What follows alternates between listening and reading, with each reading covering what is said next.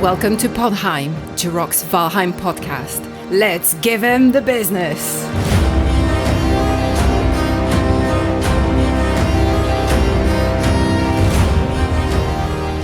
Hey everybody, today is March 6, 2024. I'm your host, Jiroc the Viking, and joining me today are Viking Vaste. Hello. Look at that, video Vaste. I'm back.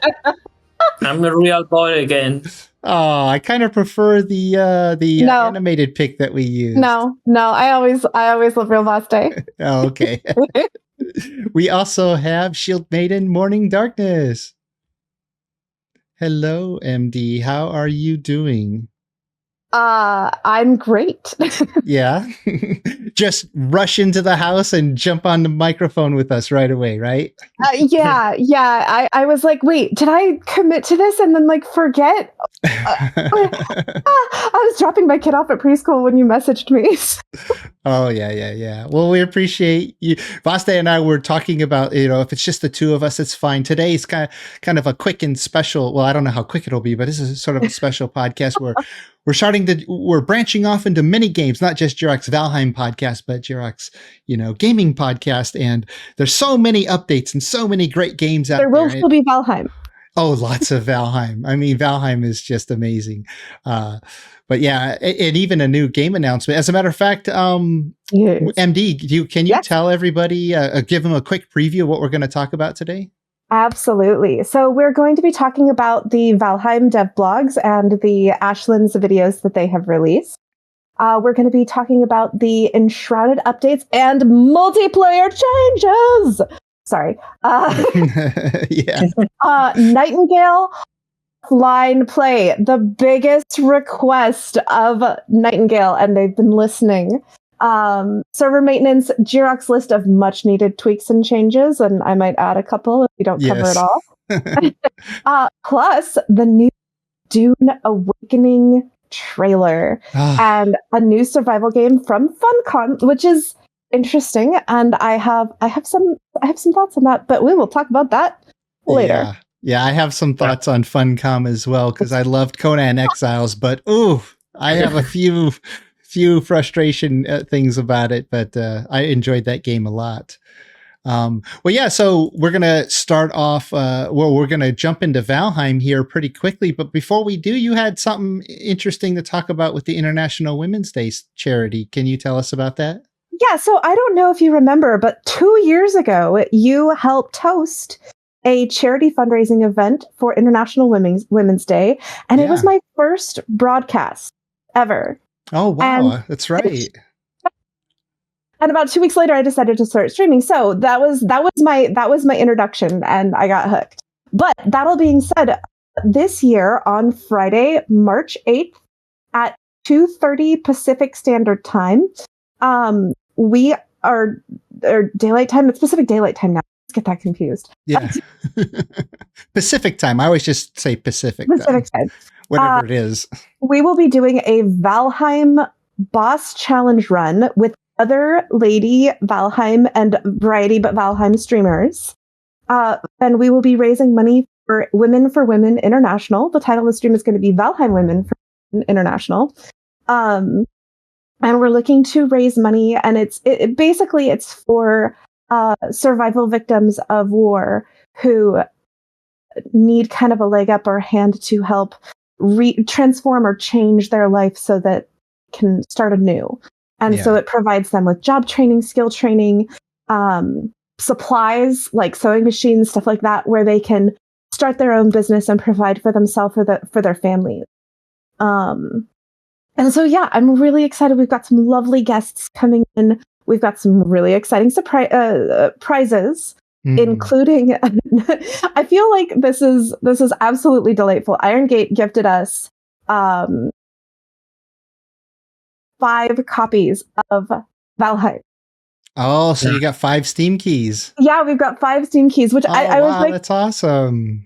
For a lot of the viewers, they already have Valheim, but they can get a copy and then unleash it onto their unsuspecting friends, exactly. All kinds of opportunities. Or if you've always wanted to play, join the charity event and you guys might get a chance to win a copy.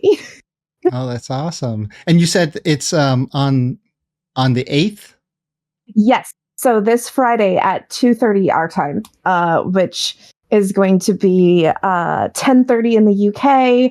It's going to be like 8:30 in the morning, Saturday morning for one of our Australian streamers. My goodness, getting a time selected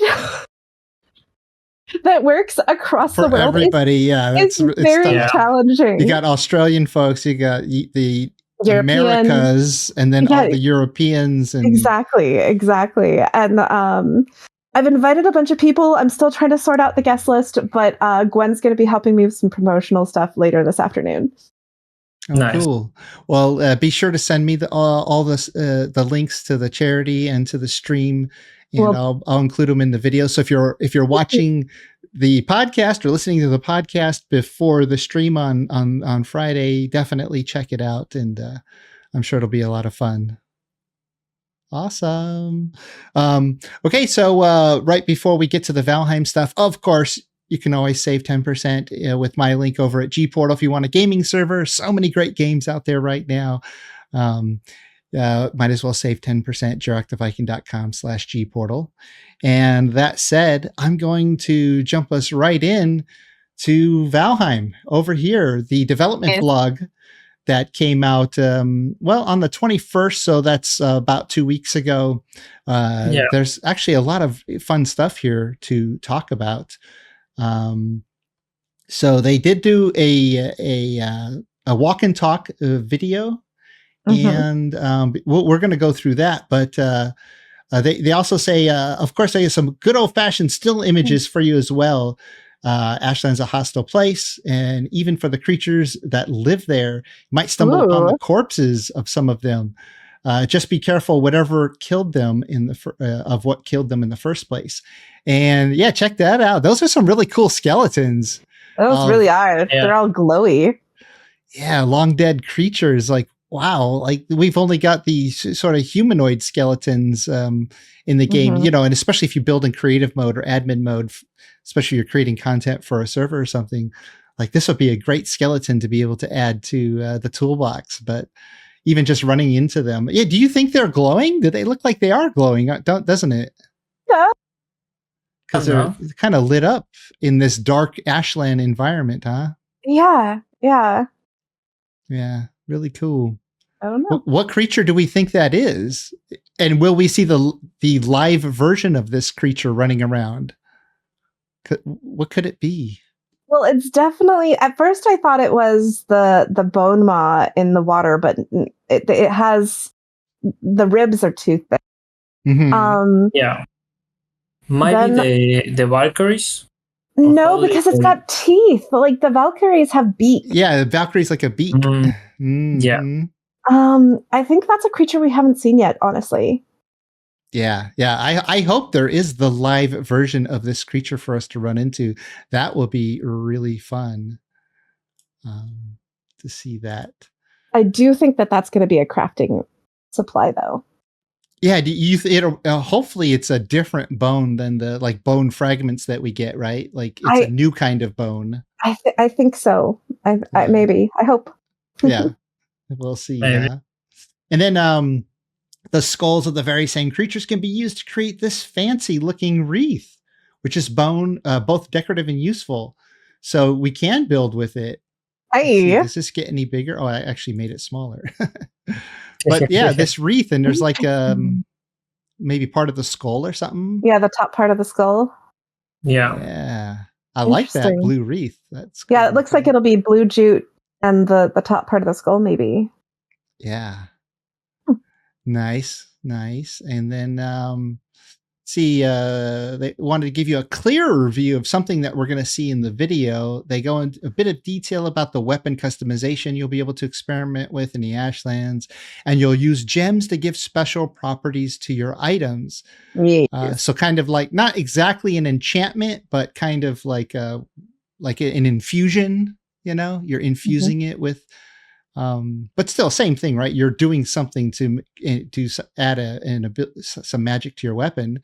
It says this sword, for example, is the same sword that we've already shown you, a lightning version, but this is what it'll look like an upgrade with the bloodstone. Ooh. So look at that.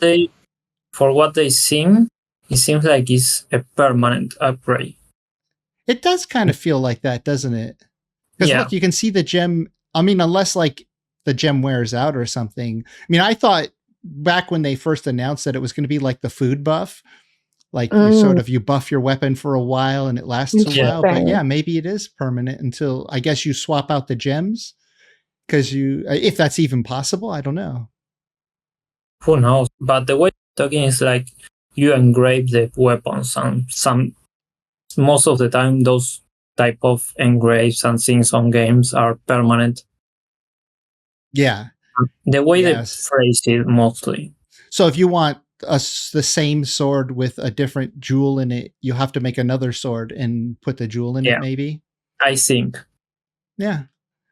Well, I mean, that actually is good because it gives a player something else to do, right? Like it's all about having things to look forward to and do. And if you make one sword, you got to get all the materials to make another one if you want like the green version of the sword or the blue version of the sword or whatever versions of the gems and that also, have. If it's permanent, you free up the space of having to run with some gems on your inventory to go charging it. Well, yeah. You just carry multiple weapons, but you could have like a different weapon with a different enchant. Each weapon could have a different enchant, right? Like, So, well, yeah. Well, I guess we'll see how that goes. Of course, the red one looks awesome. It does. It looks great. And they actually show I think they show these animated in the video, which we'll take a quick look at here. Build of the month, a dreamy winter castle by Chicken Phobia. Congratulations, Chicken Phobia. Look at that thing. That looks awesome. Lovely. There's something about the mountains. When you build in the mountains, everything gets frosted in snow. It just adds like this magical quality, even more so than how magical Valheim looks with its lighting and everything in the forests and whatnot. But yeah, this looks looks like it'd be a great video build to take a tour of in a video. It's a nice little fly around camera like we used to do back in our build competition days. So here's the walk and talk. I'm going to kind of scroll through this. Okay. Until we hit the parts that like they're just walking and they're talking. We're not going to listen to all of it, but here's where we have shown some basic versions of a two-hand. So that's interesting, right? Like I remember when this image came out, you guys remember this? People said, oh, they look boring. It's like, but did you forget this image? I mean, this is Photoshop. This is actually finally game rendered, but right. Without the, the gems installed, right? Like you could even see the gem socket right there. I don't know where it's at on the other weapons, but let's see. Oh, right there. That's. And then we also showed off a lightning version. That looks so cool. Look at that. The effect is great. It's lightning and smoke, right? Like, wow. I think. What's that going to look like on the other weapons too? What's that? I think they call it a storm. The storm sword. Oh, the storm. That's a great name for it. Yeah. The storm sword. Yeah, I wonder what would that look like on, the other, not the swords, but like the mace. Like, I need a big two-handed hammer with those effects on it. Well, we will have the two-handed axe. The dual axe turn. Yeah. So let's see what else we got here. They're walking and talking too. This is actually the first walk and talk where they're actually now in the new Ashlands. I think the previous walk and talk, they were in the old Ashlands where there was nothing. So now here you're seeing the trees and the rocks. So you're kind of getting a more feel for the environment, right? Yeah. And it looks great. Oh, it doesn't change that much the environment of the ambience and the weather. Yeah. But they added the the scene that I did is like, yeah, this is a fiery place. Yeah, I'll just see the fire fall from the sky there in the background. Yeah. Watch. Yep. Boom, boom, boom. I wonder if that can hit you. Oh, I can only imagine. Yeah. I'm going to turn on the audio for this next part. Aspects, I guess. So the idea was that you can get these gems, 3 different colors of gems, and you could use your old weapon. This only works for flame metal, by the way. And so, yeah, flame metal weapons, right? That's the only Mhm. things that can take an infusion of a crystal. and when you get Yeah. So, let's see. Oh, okay, there's the green one. We already know with the 4 the red weapons one. they show, there's 12 different new weapons. That's Yeah. 12. Yeah, and that's Yeah. the most weapons they've ever released for any biome ever. Oh wow! Oh, look at the different effect. The red Yeah. swirl, the lightning, Yeah. and then that green. It's almost like a tiger pattern on it, but it's all in green. That's so Yeah. cool. You know I'm going to pick green. You just know I it. think the names were Blood, Storm, and Nature. Interesting. Oh, and the green one is like its particle effect is a sparkly. See that? Yeah. As well, Yeah. the other ones each have their own particle effect. The red one is like this swirl, red and black swirl. Yeah. Yeah. And then this is the frosty, Mhm. smoky, and lightning.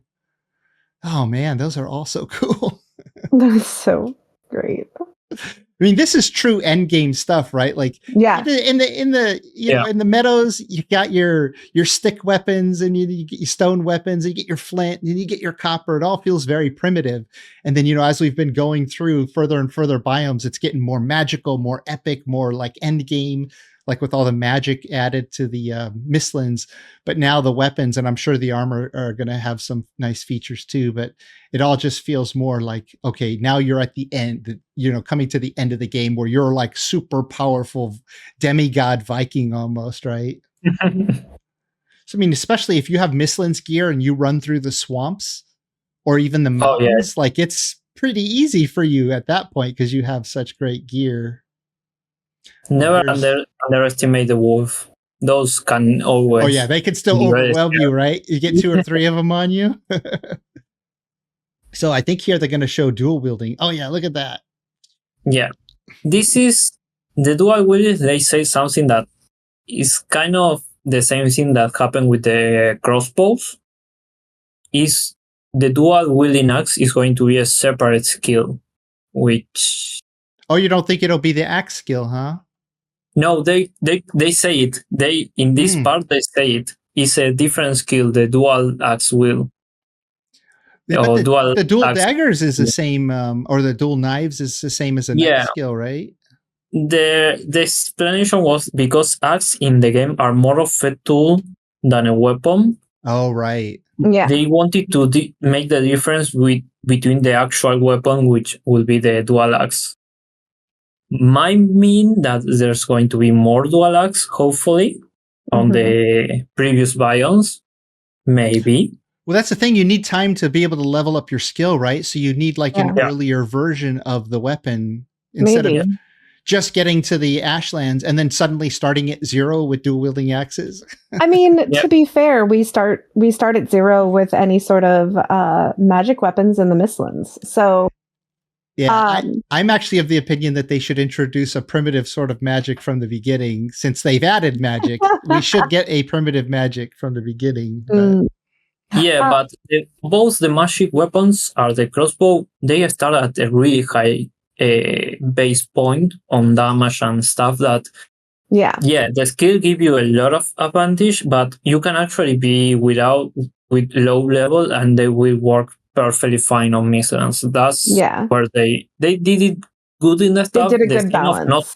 The thing of not having the skill previously level up might feel a bit allowing you a bit because you want to have the higher level. Well, they could introduce like a lower quality, version of the weapon and introduce it a little earlier if they wanted to, but it's fine. It all balances out pretty well right now. Mm-hmm.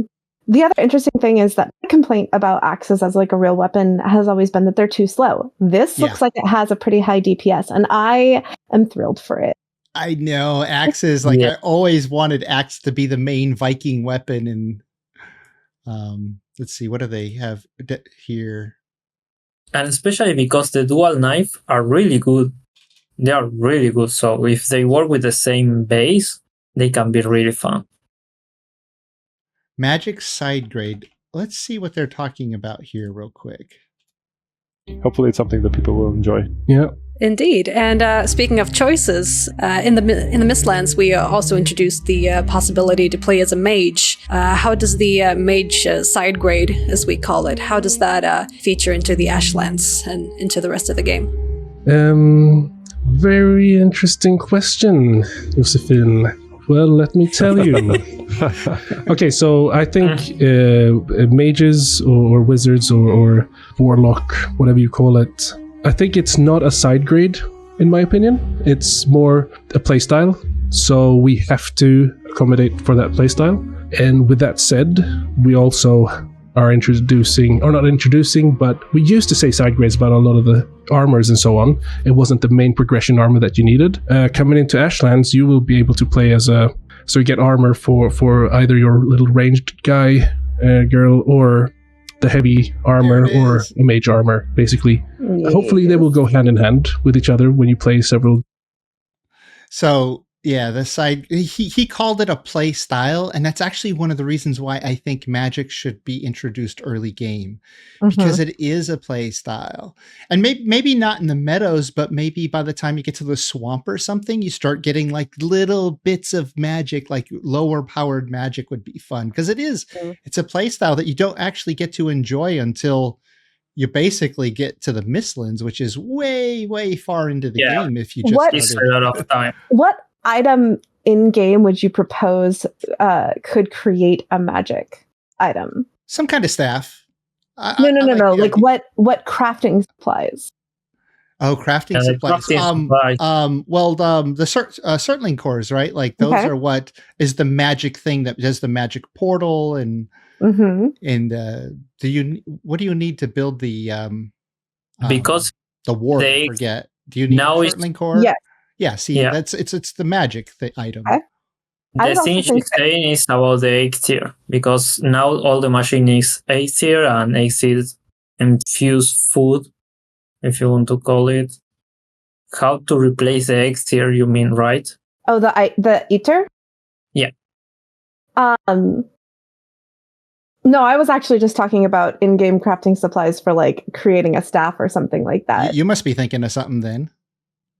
Yeah, what foods would you use to make ether food? Oh, foods. Well, I mean, off the top of my head, I'm not sure, but yeah, I think they'd have to add something for that. Maybe the blood from the from the swamp, right? From the leeches. From the leeches, blood is always kind of part of magic, evil magic, blood magic. Right? Or maybe a drop for the ghosts. We have the ghosts in the Black Forest, so maybe they can drop something. The ghosts don't have a drop. There you go. Yeah, they don't have primitive magic drop from the ghosts. Cool. Where's the suggestion? Where's that suggestion box for Valheim? Where did I put it? I think Guck would make another really good. Oh, Guck, yeah. Yeah, game. It's like this glowy, magic-y thing on the trees. That's actually, that fits perfectly with what I said about it kind of getting magic in the swamp, right? Yeah. No, that's what made me ask the question. Yeah. Oh, and perfect. And you have the silver for the mountains if you want to do something like magically. Yeah. Because silver is always associating games and stuff with magic. So yeah. So check out this too. The armor. Wow. Like this is the first time we get to see it so clearly. Yeah. And all 3 of them. They all look so good. Yeah. Oh my God, they've really upped their game with the armors. Yeah. The Ranger one looks great. I believe the Ranger. I think that one is the mage one, because that one they showed it before, and the new one is the one on the right. Yeah. I think that one is. This is kind of like the Fenris armor a little bit, huh? Yeah. With the glowy eyes in the hood. Yeah, it looks great. The horny the horny helmet is like I love it. those corn for me is a bit too much. Maybe a little shorter would be nice for me. Oh, I was gonna say a little bit longer, a little bigger. Like, yeah. To agree with Maste on this one. And look, the helmet must change your eye color because normally we have glowing blue eyes, right? I think this character still has the blue eyes in the back, the mage one, but these two have glowing orange eyes. I don't think there's a regular helmet that changes your eye color except for the hooded one, right? Yeah, I think so. That's interesting. Unless that's just is, I don't know. Maybe you never know what the final version's going to be, right? This is an early preview. So, here's like some wider shots of the actual Ashlands now. I love all the fire effects, and you can see the distortion. If you look, you can see like that heat distortion everywhere. It's subtle in the video if you're paying attention though, but like on these trees back here, you can kind of see almost in the branches and stuff right here, that distortion effect of the heat, which I think, they're so good with their atmosphere. I think one of the best games for atmosphere, like looking at the atmospheric effects, looking at Nightingale and even Enshrouded, it just feels too clean and sterile. Even though it's all these great models and it's beautiful, but like the environment, the misty, the atmosphere that you're walking around in, they've just really perfected it, I think, in this game.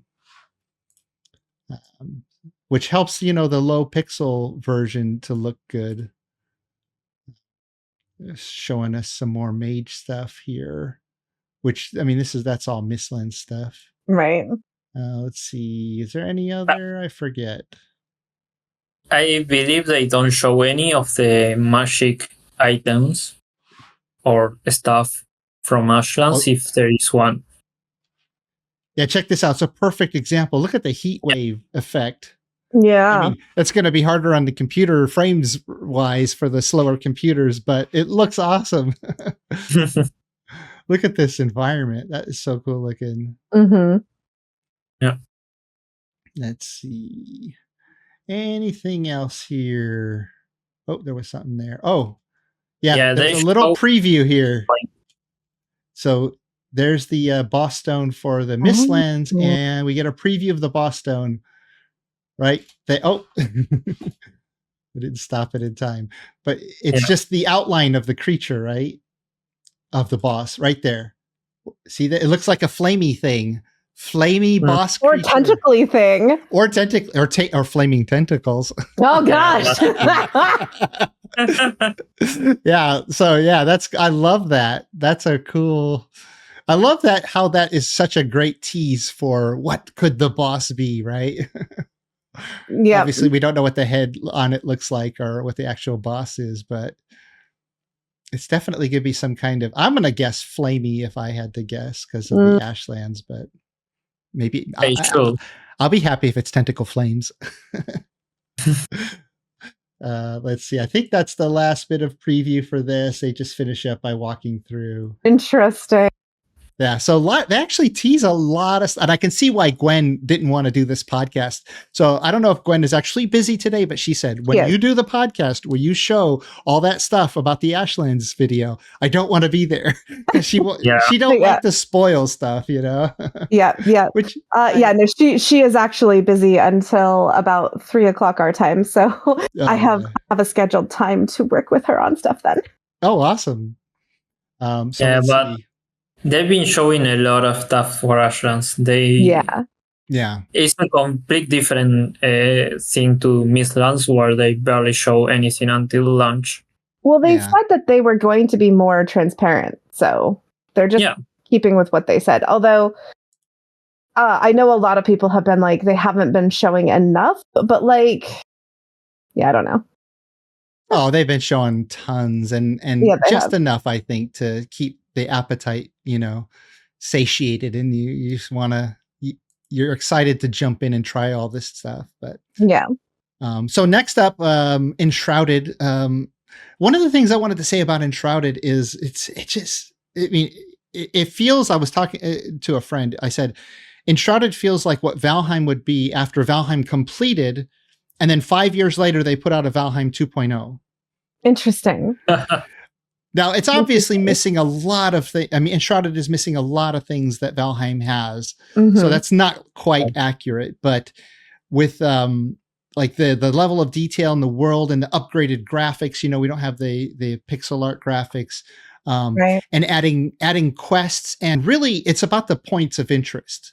Like as you run around Enshrouded, I just feel like there's always something new to look at. And every building and every ruin and every cave or temple, I want to go and explore it because you never know what you're going to find in there. And I feel like that's the one thing missing from Valheim. It doesn't quite have enough points of interest. And not only not enough points of interest, but even the ones that it has, the loot there, once you've looted a couple of them, really you're just trying to progress to the next boss or get enough supplies to build that awesome treehouse, right? Which is, you know, it's all great, but yeah. So Enshrouded has these things, and it's interesting with instead of, you know, like 15 different workstations, you go on a quest to rescue an NPC, and that NPC you put in your base, and they're basically a workbench, right? Yes. Because you talk to them and then they offer up a bunch of things you can build, just like if you were to open a workbench. So it's a unique way to do it. So you just don't have all workbenches around. But workbenches do make great decorations because you can use them for, you know, not their intended purpose, right? Have you been playing Enshrouded much, MD, lately? Or has it been other games? Or how are you mixing it in? Oh my gosh, you know, it's so funny because I'm such a Valheim fan, right? But I've been playing Enshrouded on a community run. I've been playing Nightingale on my variety night. I've switched up from Baldur's Gate 3 because there's so many games that are just really capturing my interest right now. Yeah. But there's still 2 nights of Valheim. Still 2 nights. Nice. Yeah. But I will say that the community run with Enshrouded is pretty much only working as a community run because it's running on my computer and it only goes up when we're on screen for questing for everyone to join in at a like specified time that we all agree to. Well, that I dictate. Everyone says if they're going to show up or not. Let's be real. But then there are times throughout the week that I'll throw it up for us to like make foods and do just like simple basic farming, you know, no real level progression, but definitely, you know, just trying to make sure that everyone has supplies to make the next upgraded glider or, you know, whatever. Yeah. So I farmed like 180 wheat after stream the other day. Well, I think in multiplayer, that's actually one of the best things. You know, everybody has different amounts of time to commit to multiplayer play or co-op play. Right. That if you have somebody who does have a little bit more time, instead of them just running through all the content, if they are more willing to do some of the resource gathering, then that helps everyone, right? Because you also have the people who have really limited time and they don't have time to do the resource gathering. So yeah, if you have somebody who's willing to do some resource gathering, that really helps. Talking about multiplayer play, so they have this thing on quest progression. Now, the whole reason they did this post was because there's a huge problem with Enshrouded. It's one of my biggest complaints, right? They even allowed servers, and I am running a server for Enshrouded, and I did not realize until my player said, "Hey, Jiroc." I said, "Yes, players?" They said, "Well, Jiroc, did you know Enshrouded has a major flaw?" And I said, "No, I didn't. Please tell me more." And they told me that once they complete a quest, nobody else can do it. Yep. Or once they place an altar, nobody else can place an altar to build a base. I mean, once you use up all your altars. Yeah. Right? Like, and then once you place the NPC crafting station, that's it. Nobody else can place an NPC crafting station. Well, they can. And it moves it if you place it. It moves it. And if you're in the middle of crafting something and someone else moves it. What happens? Do you lose materials or something? What happens? I've only heard hypotheticals, but I know that a lot of people were real upset. Yeah. So if you don't know, Enshrouded, you there's all these quests in the game, and you know it's survival, but it has quests. but also you get these things called altars, and you can only build within the build area of your altar, which I kind of don't like. It's one of my little gripes about this game. Just let us build anywhere. But the altar is the teleport back home spot, right? Right. That's what the altar is for, upgrading your altar and getting more altars and teleporting back home. That's fine. Limit those. Actually, I wish Valheim would do the same thing with portals. That's why I call it Valheim 2.0 in some sense. Yeah. But not letting players just drop any building that they want anywhere. Why? How does this hurt the game experience? It only helps it because players go, oh, look at this nice little spot. I'm going to build a little something here. Nope, you can't do it. All 4 altars are being used. Too bad for you. You can't do it. Oh, why? What is the guys? Can you even think of any logic behind that decision that enhances the gameplay over letting players build anywhere they want, anytime they want? I don't understand. The alt things, it reminds me a lot of V Rising. V Rising, oh yeah. Yeah, they have the altar, but V Rising is built to be a game like Rust, a PvP game where you have your base and defend it. That's why they have altar and limited space. Well, that makes sense. Yeah, it makes sense for that game, but in Enshrouded, it's a huge open world. Just let us build wherever we want. and it's like it's more like a co-op game, not like a server-like game. Mm-hmm. So you have limited people playing there. There's not that much that could happen or will change you from building someplace. You could limit it to what the POIs. Don't build in this type of POIs. That is possible. We know there are a lot of other games that does it, and I believe Enshrouded doesn't let you place altars too close to those POIs, but yeah, that's I don't know. It could just be a no build zone too, right? Like you can't place a build object, but I should just be able to build anywhere. So my 2 major gripes are multiplayer and build anywhere. Please. I want MD to build her tree houses anywhere she wants, not just limit them to the altars, number of altars. But so they have addressed it. So because you cannot play multiplayer and have your own individual progression, it's all server progression. They say here, when designing the system, we believe that the best way to enjoy Enshrouded was with a group of friends, of course, who are all working cooperatively together. Yes, but right. Not everybody has all the exact amount of time to give. One person may do 40 hours in a week, and literally somebody else may have 3 hours in a week. Me. Like I could do 3 hours for Enshrouded and 3 hours for another game and another game. But like, if I want to jump into MD's game or my own server or anything, it's like, they've all done all the progression. Now I can't. I mean, I can't do those quests that they've done. But then they said, however, we know that having quests completed while one player is offline might feel bad for those who feel they are missing parts of the gameplay experience. Yes, absolutely. We designed Enshrouded as a co-op game. While working on it, we envisioned one group of friends experience the world together. Yes, but those friends aren't always on or committing the same amount of time. So I know because I have... What's that? This is a good thing of being on early access. It seems like they're listening, so they are looking at the feedback, which is really good. It means that we can expect good things of this game. Yeah, and I know MD plays with a big group. And what do you have, MD? 6, 7, 8 players who come and go? Yeah, well, I've about 10 players that come and go, but regularly like 6 that come in consistently. Yeah. So I play Friday nights with 2 other players. Right. And one of those players only plays on Friday night for that like 3 or 4 hour session. And that's it.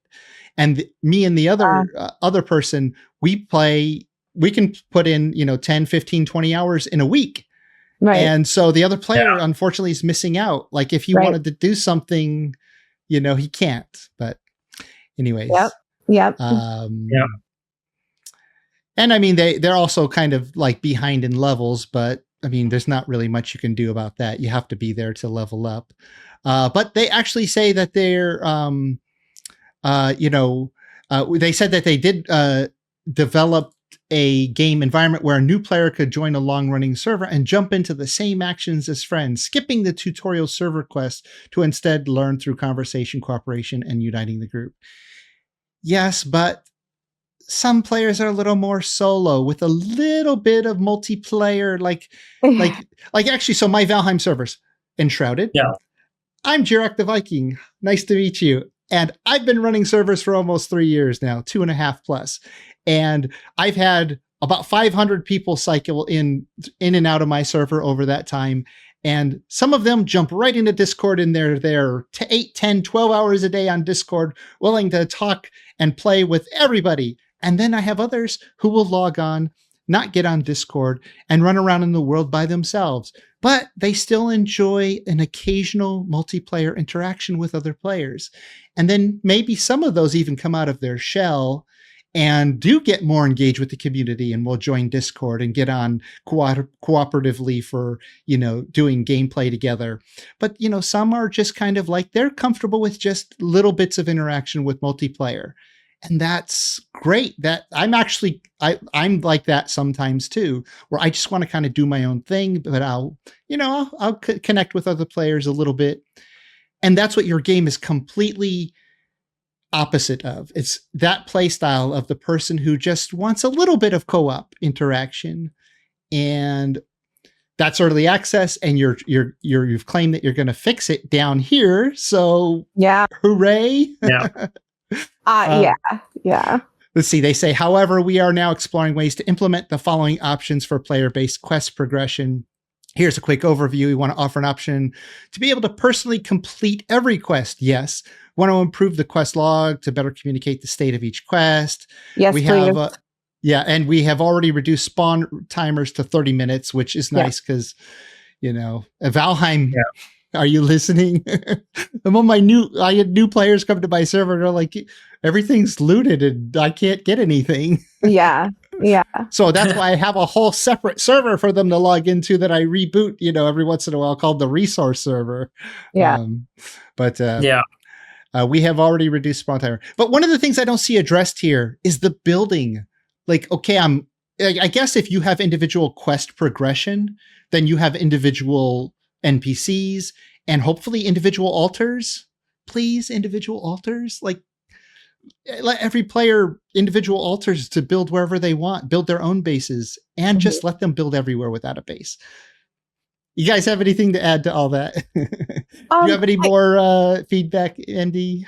I honestly don't think that being able to build anywhere is viable for the way that they have things to reset. The ground would reset, a number of other things would reset for anything that is outside of the flame altar. And I think that's a clean design. I think giving each individual like 1, 2, or 3, depending on what level they've unlocked for flame altars for themselves. That would help if everybody had their own flame altars. That would help. Yeah, I think like 1 to start, 2 mid game, 3 late game would be like, and if you're playing together, you have access to more. And I think that would work really well. And with your personal altars, I mean, I'm not sure how they're thinking about doing it, but like Valheim portals, anybody can go through the portal if they know how to dial into it. But the altars, what if you don't want somebody in your base? Right. Yeah. So, and can they teleport to your altar? Do you have to like give them access? Like with a ward, you have to give them access. I was actually just thinking about that, because the other thing is that you can go in and like, if you're on a public Enshrouded server, people can grief your stuff, destroy your stuff, take everything. And so I think that there would be a great value for people to be able to, like you say, like a ward in Valheim, be able to be given permission for access to a particular altar. I think that sounds like a great idea. Maybe something they do for 1.0, making it, because like they say they were focused on the co-op experience. Yeah. Maybe for 1.0 they add a new game mode that is more of a sandbox or more free from the progression gameplay loop. Yeah, I mean, I hope so, because I've watched the progression of games, and after watching at least like over 400 people with various gameplay styles from my own community, I've seen people come and go, and like the multiplayer environment, the server environment is what really seems to push the game beyond its original lifespan. Yeah. Maybe you jump into a game, you play it solo. Yep. Then you say you get a couple of friends and, hey, say, do you want to play another run through with me or join my game? Mm-hmm. And then you start a server or you join a server and you play with a bigger community, and that's like the longevity of a game. And so, yeah, obviously it's early access. They didn't implement that, but hopefully they're planning for longevity. And I think the server environment, and to address, what you're saying, like altars are what prevent everything from respawning.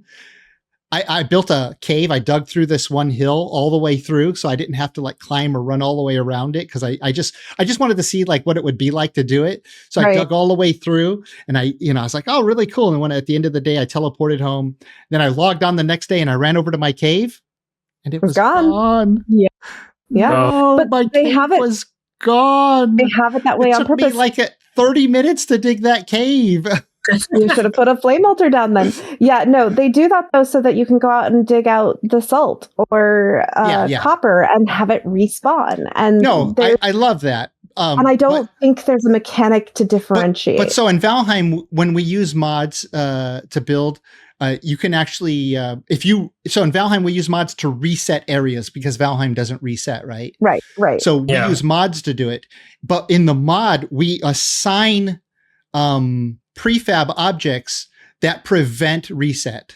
Mm-hmm, mm-hmm. And so they already have that mechanic. The altar prevents reset in an area. So just assign that to every build piece.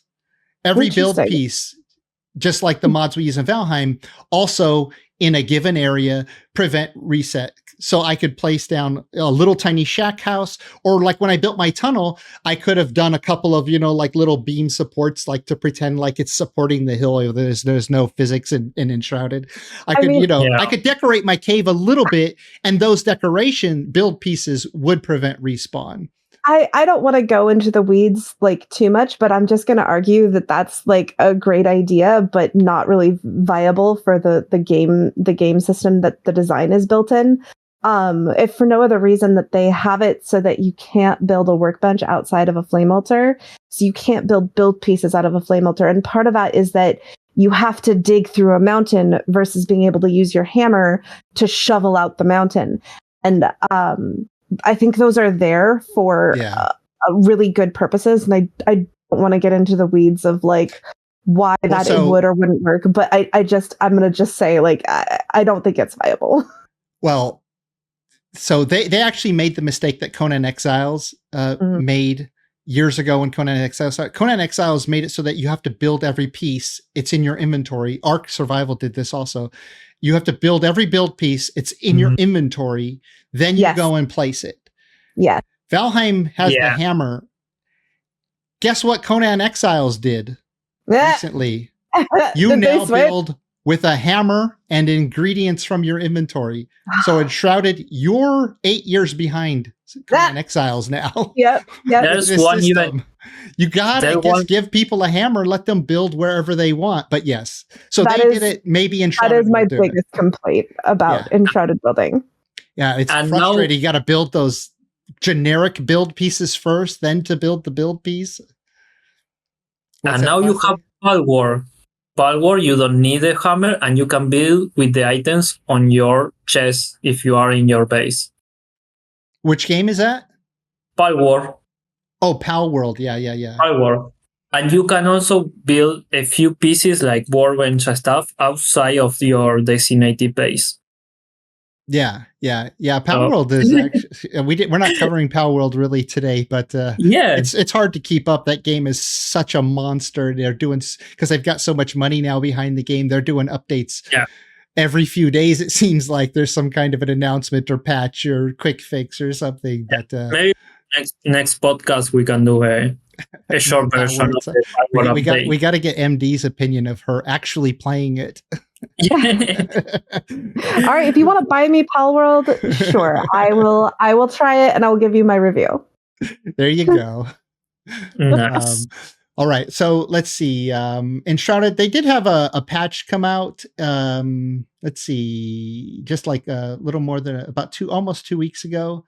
And it's just a bunch of fixes, so I'm not really going to go through it, but definitely. Oh yeah, Construction Hammer no longer allows cutting holes into unbreakable materials like the foundational bedrock material at the bottom of the world. But it was good. Oh no! I know a couple people who Do you wanted just like to fall out of the world when you break the bedrock? Yes, yes. Oh my gosh. Yeah, no, I had a couple people who wanted to see how deep can you dig.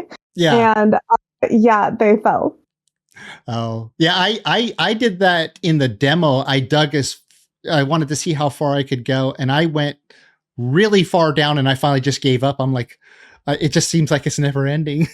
So I gave up. But yeah, some people did not. Yeah, some people were more tenacious. Yeah. And then Enshrouded has a build competition, which we're recording on the 6th of March, 2024. The build competition ends tomorrow. So by the time you're listening to it, it'll already be over. But MD, is there anything you wanted to mention about this? About the Enshrouded competition? Yeah. I think that even if you just have builds in your standard world, if you want to like do some quick fancying up and get it submitted in, I think too late. I know it'll be too late by the time of the podcast, but like I've been encouraging everyone. Like the prize money is huge. It's 30,000 total. Pounds? 30,000 euros distributed among the top winners. Yep.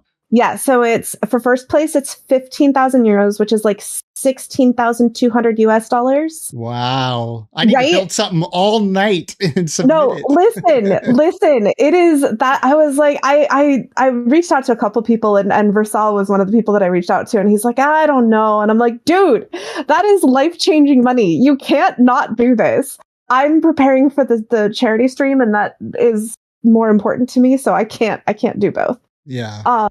But like, I think it's like 5,000 euros for second place, 2,500 euros for third place, and like 500 euros for 10 fourth place positions. And I even said, I was like, even if you just get like 10th place, that's a new video card. Like that's worth a week of your time. Yeah. Yeah. Yeah. And don't let your gremlins, your internal brain gremlins get you. Like just do it. Yeah. But I know a lot of people. Here's the prizes. Yeah, there we go. Yeah, so it is 500 euros. Okay. 500 pounds for all the fourth place. Look at that. Is that pounds or is that euros? No, that's euros. Yeah. Okay. Yeah, okay, so it's 7,500, not 5,000. Oh, see, like I was off even for second prize. Yeah, no, like that is so worth it.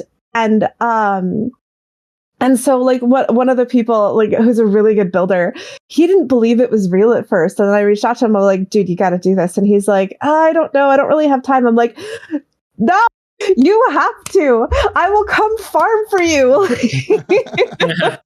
Well, I mean, I don't know how they would know, but I've already looked up and there are mods that unlock basically things so you have access to everything and unlimited resources. Interesting. Yeah, they actually it's about the creative build, right? It's not right. They actually did offer a world that had everything already unlocked that you could go and get all the supplies from.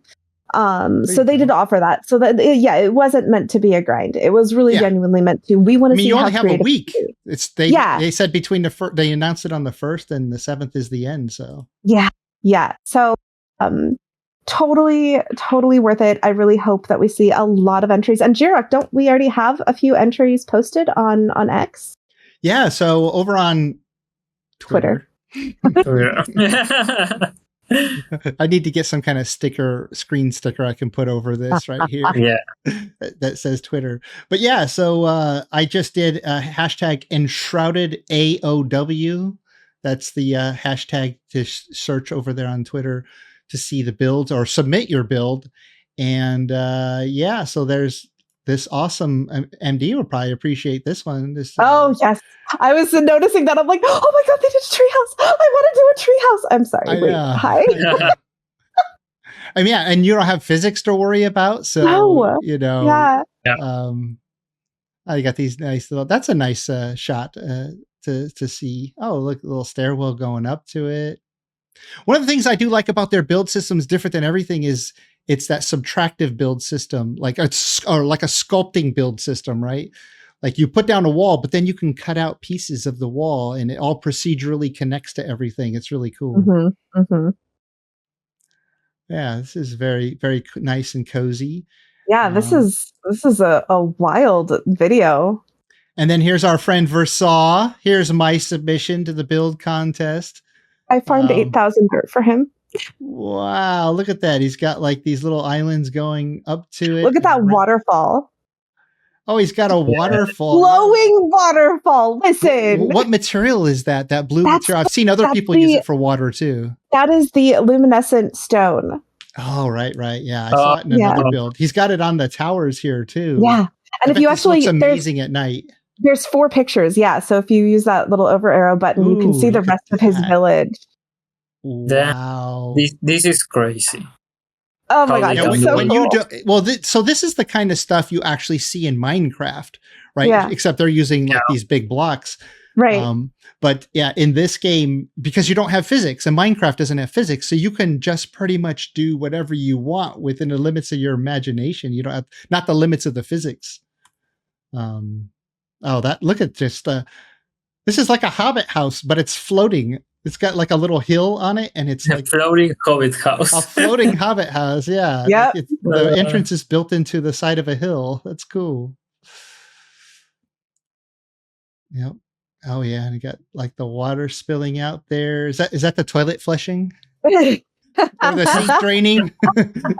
No, I love It's very this. cool looking. Yeah, no. I'd love to see some pictures at night though. Yeah. I'm kind of sad he didn't take pictures at different times of the day, but he should do a video. Oh, he will. Yeah, he will. Sure I was actually supposed to be talking to him like an hour ago, but then then this happened. Let's see. Oh yeah, here's one where somebody did it darker so you can see all the cool lighting. Yeah. Oh yeah, they got a lot of plants and everything around. Oh, look at all that decoration. Oh, that would be. I think Gwen would love. Somebody build the base and then she would go in and just decorate it all like this. Right. Yeah. I love those magic chests so that you can build. You have the option to, craft directly from the chest. So see that luminescent stone right there? Yeah. That glowing stuff. That's the base material that you start with that you can make those blocks from. Yeah, the interior is amazing here. Yeah. Let's see if there's any shots of I'm curious to see more of the outside. But yeah, look at all these spaces. Yeah, so if you guys are interested to see all these amazing builds, just go to Twitter and type in #Enshrouded AOW. Oh wow, look at this. It's like a whole little village here. Yeah, like an old house with all the pines. I'm not as far in the game, so a lot of these building materials are new for me. Like I didn't even know you could build like this level of detail stone paving. I haven't done a lot of building yet. I'm still just sort of exploring the world in my game, but this looks really cool. And at night, they do have some atmospheric effects, especially at night. Oh yeah. Oh yeah, here's like a whole nother village build. Yeah. Yeah, See, my one feedback for the developers would be, especially if you look at this is like, so as a filmmaker, there's just certain times of day we don't want to shoot because we get this look right here. We call this like hard, flat lighting. Mm-hmm. And even this is like, it kind of washes everything out a little bit. But you notice the difference between the night shot of the village and just how rich everything looks. The colors are more rich, everything. So when we're filmmakers, we try to shoot at night during sunset and sunrise. But Valheim has found a way to have the lighting and the colors and the atmosphere just right. So even at the high point of the day, it doesn't look so washed out. So one of my feedback would be tweak this lighting to be a little bit more orange. Like the sky a little bluer, the lighting hitting the buildings. This lighting is very like white light instead of a little bit orangier light. And it'll feel a little more homey, a little more, not so flat and washed out like this looks. And that's what I noticed in Enshrouded during the day. It has this washed out light. And then Enshrouded switches. It doesn't have like a dawn or a dusk. It's daytime, and then suddenly it's nighttime, right? Yeah. I mean, it does a little bit, but it just gets dark or bright all of a sudden. So yeah, I would tweak the lighting effect a little bit, but looks like you got a big cathedral here. That's pretty cool. Then of course we go inside and we get more of the lighting effects. Right. Yeah. Because we don't have the bright sunlight. Well, Valheim is missing that kind of shadow on interior darkness, because if it's days everywhere. Yeah. The lighting in Valheim isn't quite right. Yeah. And light goes through everything, right? Yeah. But yeah, nice cathedral. Yeah, like some of these builds are real exciting. Oh my goodness, there's so much here. Like I might, if I had an X account, I might submit my tiny little manor take a few house. pictures and have someone submit it for you. Yeah. I don't know. Do it. It's just you are saying take a couple to of us, pictures. I know. Life-changing money. What are you talking about? New graphics card. Well, I actually have a brand new graphics card. No, but, I know like, you have a whole new space pilot set up over there. Yeah. Yeah, you can get a new graphic card for your husband. In this particular, you make a good point. Take a few pictures and look at upload this for you. Yeah. See that I like, besides the architecture that people manage the way they put things together, I like how they add the other elements of the game. Look at that fountain. Decorate. Look, he's got carvings in the wall like animals. Oh, how fun is that? Yeah. Oh. Some people are so clever with this stuff. It's amazing. Oh, I love the gazebo with the tree. Yes. No, I love what people have done with this game. Like I'm very impressed. Yeah, it does look that, but again, here, like the flat lighting, I would, it helps too if your sun is like, so at least at where we're at here in North America, the sun is never directly overhead because we're north of the equator. So the sun is always a little bit to the south. Valheim has that, right? And more so, Valheim is like that all the time. No matter where you're at in the world, I think it's always to the south, even if you're at the southern tip part of the map. But that's actually for a reason for lighting effect, because the light then it still comes from the side, even if it's noon. But right here, and you can tell right here, it seems like it's almost high noon, but the shadow is going, in that direction. But warm it up a little bit, blue up the sky a little bit, lower the sun a little bit, and then your daytimes will start looking even nicer. But I mean, I'm a filmmaker. That's all I do is look at how the shot looks. I get it. I so get it. Yeah. Remember when we did our build for Boulder competition? Like we had all these builders, but then I just set up like a little platform and I said, we're going to take all the pictures from right here. So build for this one spot, One vantage point. Yep. I remember. So lots of cool things. Lots of videos here. I was hoping to see some more pictures so we can just kind of scroll through the pictures, but videos obviously show off the build. Quite a bit more. Yeah. So if you guys are interested in seeing what they've got, the different competition entries, I mean, you could spend hours looking at this stuff. And get ideas, right? Like that's why we would show builds from our Valheim server, because we have hundreds of builds. Inspire people, and I think that's why part of why they're doing this competition. And I'm impressed. I am very impressed with what they're doing here. Yeah. So yeah.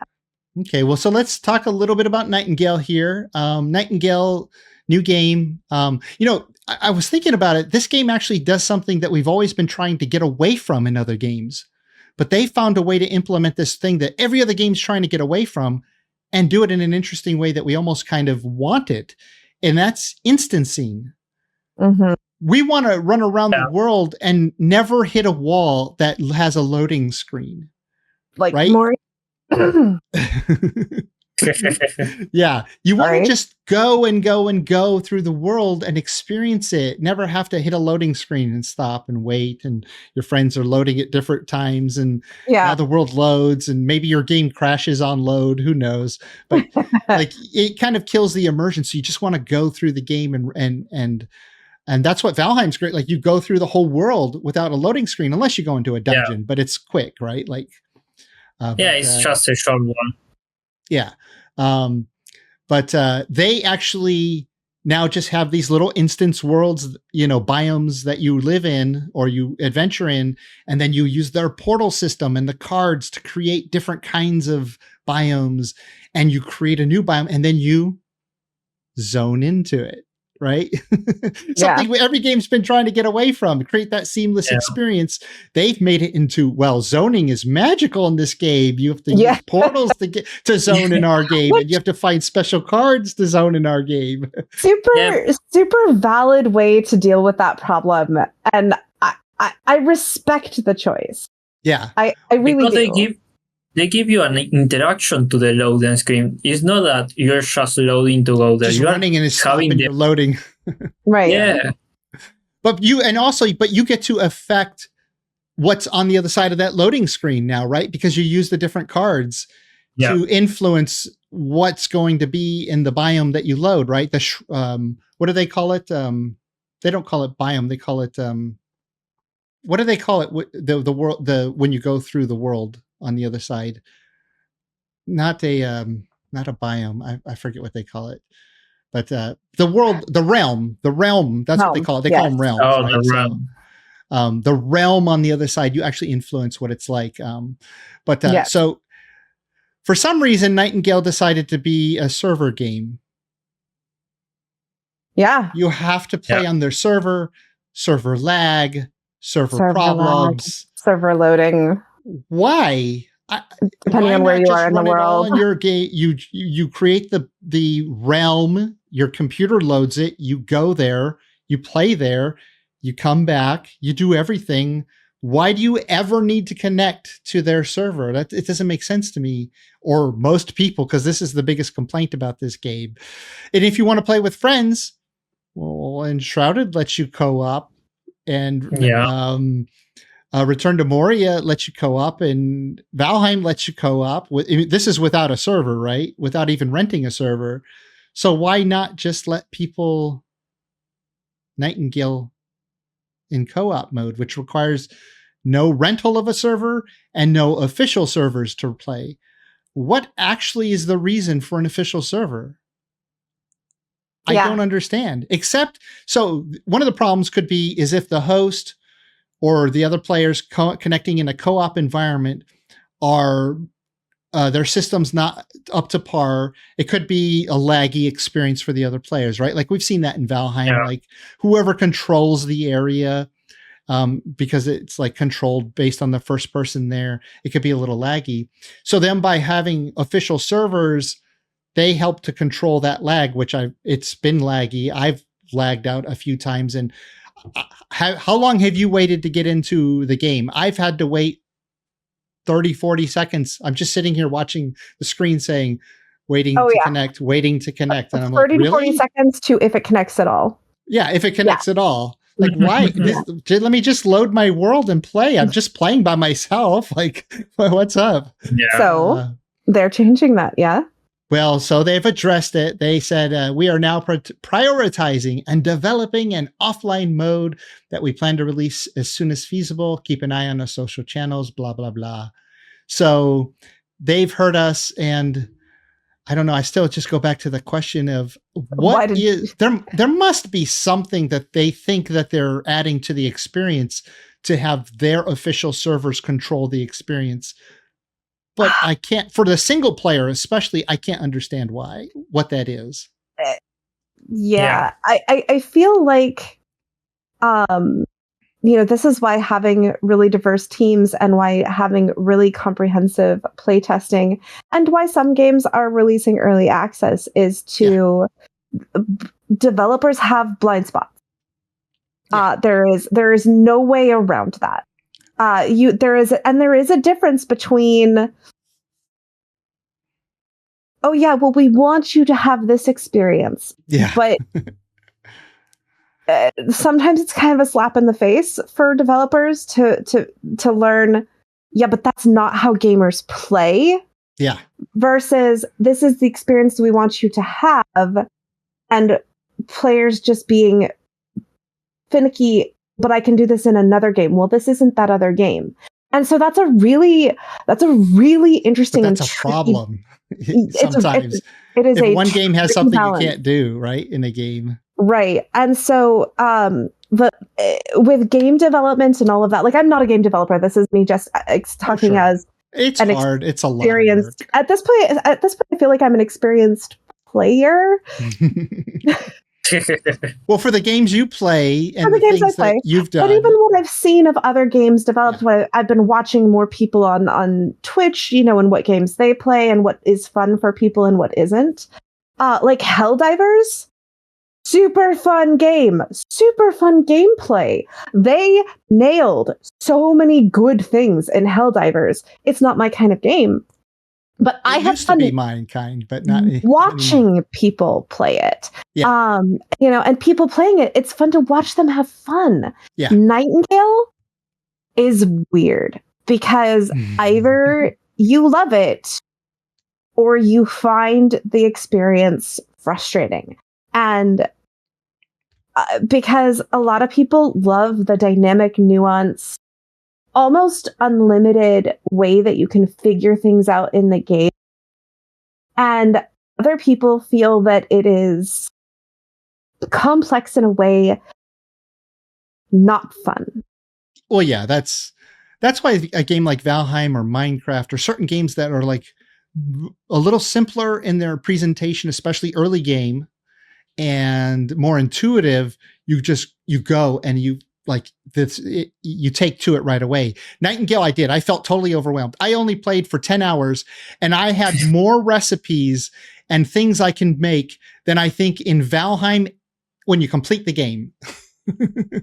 When you complete Valheim, you don't have as many things you can build after 10 hours in Nightingale. At least that's how it feels. It may not be like true, but it's not even about whether it's true. It's about how do I feel after 10 hours? I feel overwhelmed.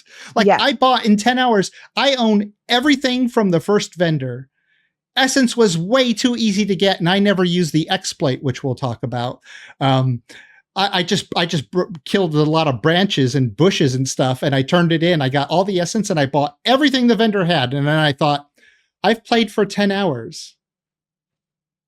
I already have everything. Nope. That's not how a game should be. 10 hours, you should build pieces and it's everything. In 10 no, you don't have everything. No, but Trust I mean, me. Yeah. I have everything that vendor had available for me at the time, right? Yeah. But and I was so overwhelmed. Yeah, and by everything that I had. I was standing at my base, looking through everything, going, "What should I add to?" I don't know. There's so much stuff here. Let me go play Enshrouded. So yeah, I literally did that. When you look at each game and like a side comparison, they're very different games. Oh yeah. But in the terms of the feel from the gameplay and some other stuff, I would say that right now Nightingale is the least fun because there are so many different complexities and there's not a lot of guidance on how to figure it out. And the UI is miserable. Honestly. Oh, the UI is terrible. I hate the left-right hand toolbar. I have 6 tools, in a weapon, but only 5 slots I can put them in. So I have to constantly open my inventory and pull down to 1 through 5. Why can't I just use 1 through 0 for anything I want whenever I need it? It's so frustrating. Like 5 for the right hand, 5 for the left hand. Oh. So frustrating. That's on my list. I have a list. I want to go through. Well, but I will just to finish my thought. Sorry. I would say that Enshrouded is the most immediately immersive. Yeah, intuitive. Intuitive too. Yeah, Valheim is the most robust in terms of like consistent, well thought out playthrough. They don't hold your hand. There's plenty to figure out. but there's I like enough. that they don't hold your hand. The tutorial in Nightingale they drove don't. me absolutely nuts. But even with the tutorial in Nightingale, they still don't hold your hand. You still don't know what to do after the tutorial. I know. They run you through all these realms, and it's just like, come on, just drop me in the world and let me run around and start figuring things out with little hints here and there. No, you got to run through this realm from beginning to end, do some things, and then the next one. And after like an hour or two, I was just like, oh, I'm 2 hours into this and I'm still on the tutorial realms. This is annoying. That's a long tutorial. At Valheim, you just drop in and Greatlings start chasing you around, right? It's like, or a boar tries to stab you like with its tusk. But Bosky, did you have something you wanted to say? Yeah, because I haven't played the game. I just saw a few scenes, and for what I saw, it felt to me that they wanted to go more of the MMO route than the co-op. Like you put the cards on your on a portal, and if for what I saw, it felt more like they were trying to drop you in someone else's world or a world where is someone else, so you have those random encounters. And it's like for what I saw, they go back to no. If you want to drop to someone else, you need to choose it and not be that random. And earlier we were talking about this, and I did a comparison with another game which is full single player. It has co-op. It's 9-year-old and is full offline, Dying Light. And with just one click of the setting without getting out of your playthrough, you activate the online mode, and people can raid you, can appear. There's a few PvP gameplay and co-op. But you choose that, right? You choose that. You can be completely offline. You press one button. You don't need to load. You don't need to change the gameplay. You don't need to change the world. You start it and the online starts. Yeah. Well, so before I get into my list of things, I actually am putting this list out because I really, developers, if you watch content creators, please consider this stuff I'm about to put, because I'm not going to go put all this stuff in some feedback thing. My list is way too long. But I mean, here we go. So, I wanted to say, I love the atmosphere of this game. Mm-hmm. I love this, this steampunky kind of Victorian feel, fantasy steampunky feel. I love floating around with my umbrella. Yeah. That's so much fun. I mean, it's like a glider, but you get it early on, which is fun. And they have a good idea on their hands. Yeah, it's a great idea. And it's a different environment. Like mostly you play sort of a fantasy game or a sci-fi game. Like these are the two genres that we always get. Right. Like medieval fantasy, or like Vikings kind of falls into that like medieval feel a little bit, but with a Viking flavor. And then lots of fantasy games, but Nightingale's somewhere in between it all, and with although the character creation could be a little comelier. Is that the word? The comeliness of the characters could be better to reference a D&D thing.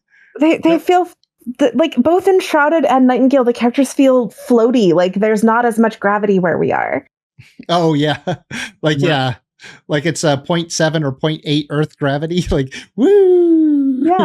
I actually like a lot more the design of the characters of Nightingale. In Enshrouded, they are too short. Oh. They're more like the dwarf of Return to Moria than actual human, like the picture. Yeah. Like that's the style. Yeah, you're more. That's why you can build hobbit houses. But Nightingale, you're tall and slender. You're. I don't know how much you can change the body's type. I don't know, but I don't remember. But the faces are all very bulgy. Is kind of a way. I guess the way to explain it. Like giant cheeks and giant noses and giant jaws and giant brows, and I wish there was an option to tone that down a bit. It is what it is. Because the style they went with, it doesn't bother me, but So there was they're doing a server maintenance today, actually, while we're recording the server. A few updates here. So I guess the servers will be down. And since they don't have single player game, you can't play during the server maintenance. Yep. But one of the big things was a water bottle exploit where you could just constantly make essence out of your water bottle somehow. I never did it, so I don't know exactly how it's done, but I haven't even made a water bottle yet. why would you use a water bottle exploit? It literally took me almost no time to collect all the bushes in the area and buy everything the vendor at the time had available for me, overwhelm me with all the stuff, and me going, I don't know what to do. I've got too much stuff here. So here's my list. I actually do like this game, and I made this list because I like the game and I would love to see it better, and it's early access. So here's how you can improve. I know third person came late, right? It wasn't originally designed, but there is no zoom in and out on third person. Mm-hmm. When I scroll the mouse wheel in a third person game, I have to zoom in and out of my character, because when sometimes you're up close and you want to zoom in because you want a good look at something, and then you're running around and you want to zoom out to see your surrounding a little better.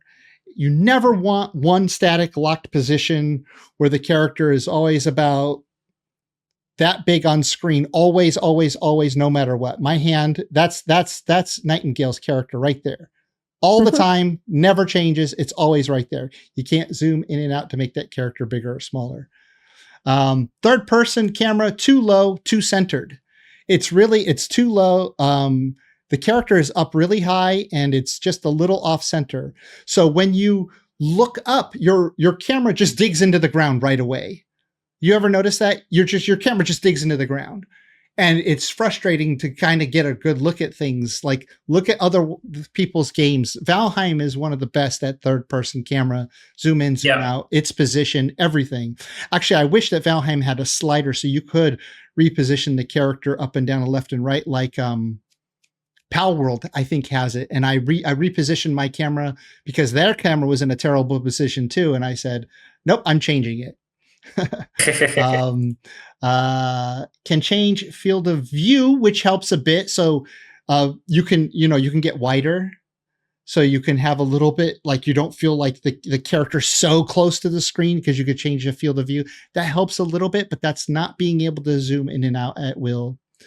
You can't maneuver in the air when you jump. I know physics. Nobody can really jump up and then go to the right. Nobody can really do that in real life. But in video games, it gives us a feel of control of our character. And it's a fantasy game. The way you float, when you float, if you maneuver the mouse button in a particular direction, no, that's floating. I'm talking about jumping. I see. If you jump and you push to the right, you will not veer to the right a little bit. In Valheim and in every other game, they did that because it feels better. Even though it's not realistic, it gives your character, especially like if you're doing any kind of parkour or jumping from here to a ledge, or there's an enemy and you jump and at the last minute you go like that while you're in the air. It just feels better. It's always felt better. I remember 20 or 30 years ago when games started adding that when you jump, you can actually move in the air. It feels better. And I think, was it World of Warcraft did that, where you jump and you can move a little bit in the air and you suddenly start to feel like, wow, it feels way more like control, intuitive. Now I feel like I'm more immersed in what my character is doing, because when you jump, you can move in the air a little bit. I would love to see that. Yeah. Even first-person games have that. Like most first-person games, you could jump and go off to the side a little bit. Borderless window mode forces highest resolution, which lowers frames per second. Oh. Really? If I play at a lower resolution, imagine this monitor here that you see me in is 4K. When I play at 1920 by 1080 to get a higher frame rate, the window literally appears that big on the screen. And if I resize it to full screen, it goes to 4K resolution. I cannot lower the resolution and also have full screen. So I'm always playing at a lower frame rate than I want to play. Wow. Every other game lets me play at 1920, but full screen 4K. I don't know why that's a thing. I don't understand why that's a thing. Tutorial message closes too soon. Should close when I close it. Up in the upper left-hand corner of the screen, so where you're looking at right here, right around here is where this little tutorial message comes up. It while you're doing something, it pops up and it says, do this when you blah, blah, blah, blah, blah, blah, and you can do blah, blah, blah, blah, blah. And I'm doing something and I'm watching the center of the screen and I'm finishing whatever I'm doing and I see it pop up and then I look up at it and I start to read it and then it fades away. And I'm like, I just read the last 5 tutorial messages halfway through. And I don't even know where to go to pull up that message again to try to finish reading it. So I just missed it. If you're going to show me something, leave it on screen. Let me, I know clicking to close it would be annoying. Let me hit escape or something. Just like, it could say ESC on it in the upper corner. So I could hit escape and it'll close it, but, or leave it on longer. Like almost every tutorial message that ever popped up, I never read the whole thing because it went away too quickly. If you've experienced any of this, just feel free to hop right in, MD. I'm running out of time, so yeah. When do you have to go? I absolutely have to leave in 7 minutes to go pick up my kid. Well, I'll come back. I have a huge list here. Yeah, that's a lot. I'll go through this list because I really want to talk about this stuff. Absolutely. But let's look at Dune real quick since we have you here. Okay. Sorry. Have you seen the trailer yet? Yes. Oh, okay. I haven't. Hasn't seen it, right? Okay, here we go. Arrakis is a test. Few survive it.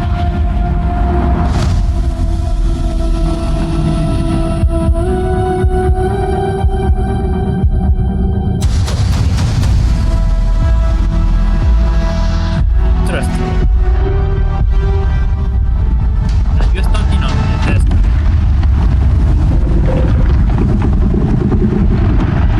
Not many survivors.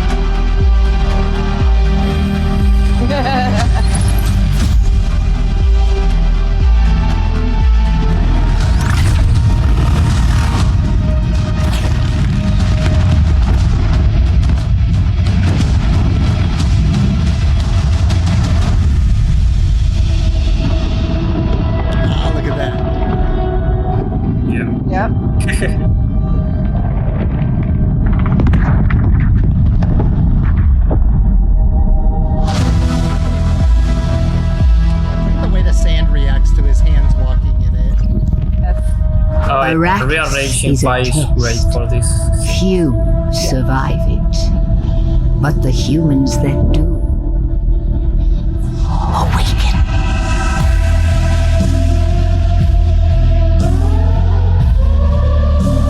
Even good music. Yeah. So you can wishlist this game now, and you can sign up for the beta on their website it's like Dune Awakening. Yeah, you can sign up for it. Who knows if they'll ever invite you to it. Sorry. I signed up with 2 emails. I haven't been invited yet. Yeah, no.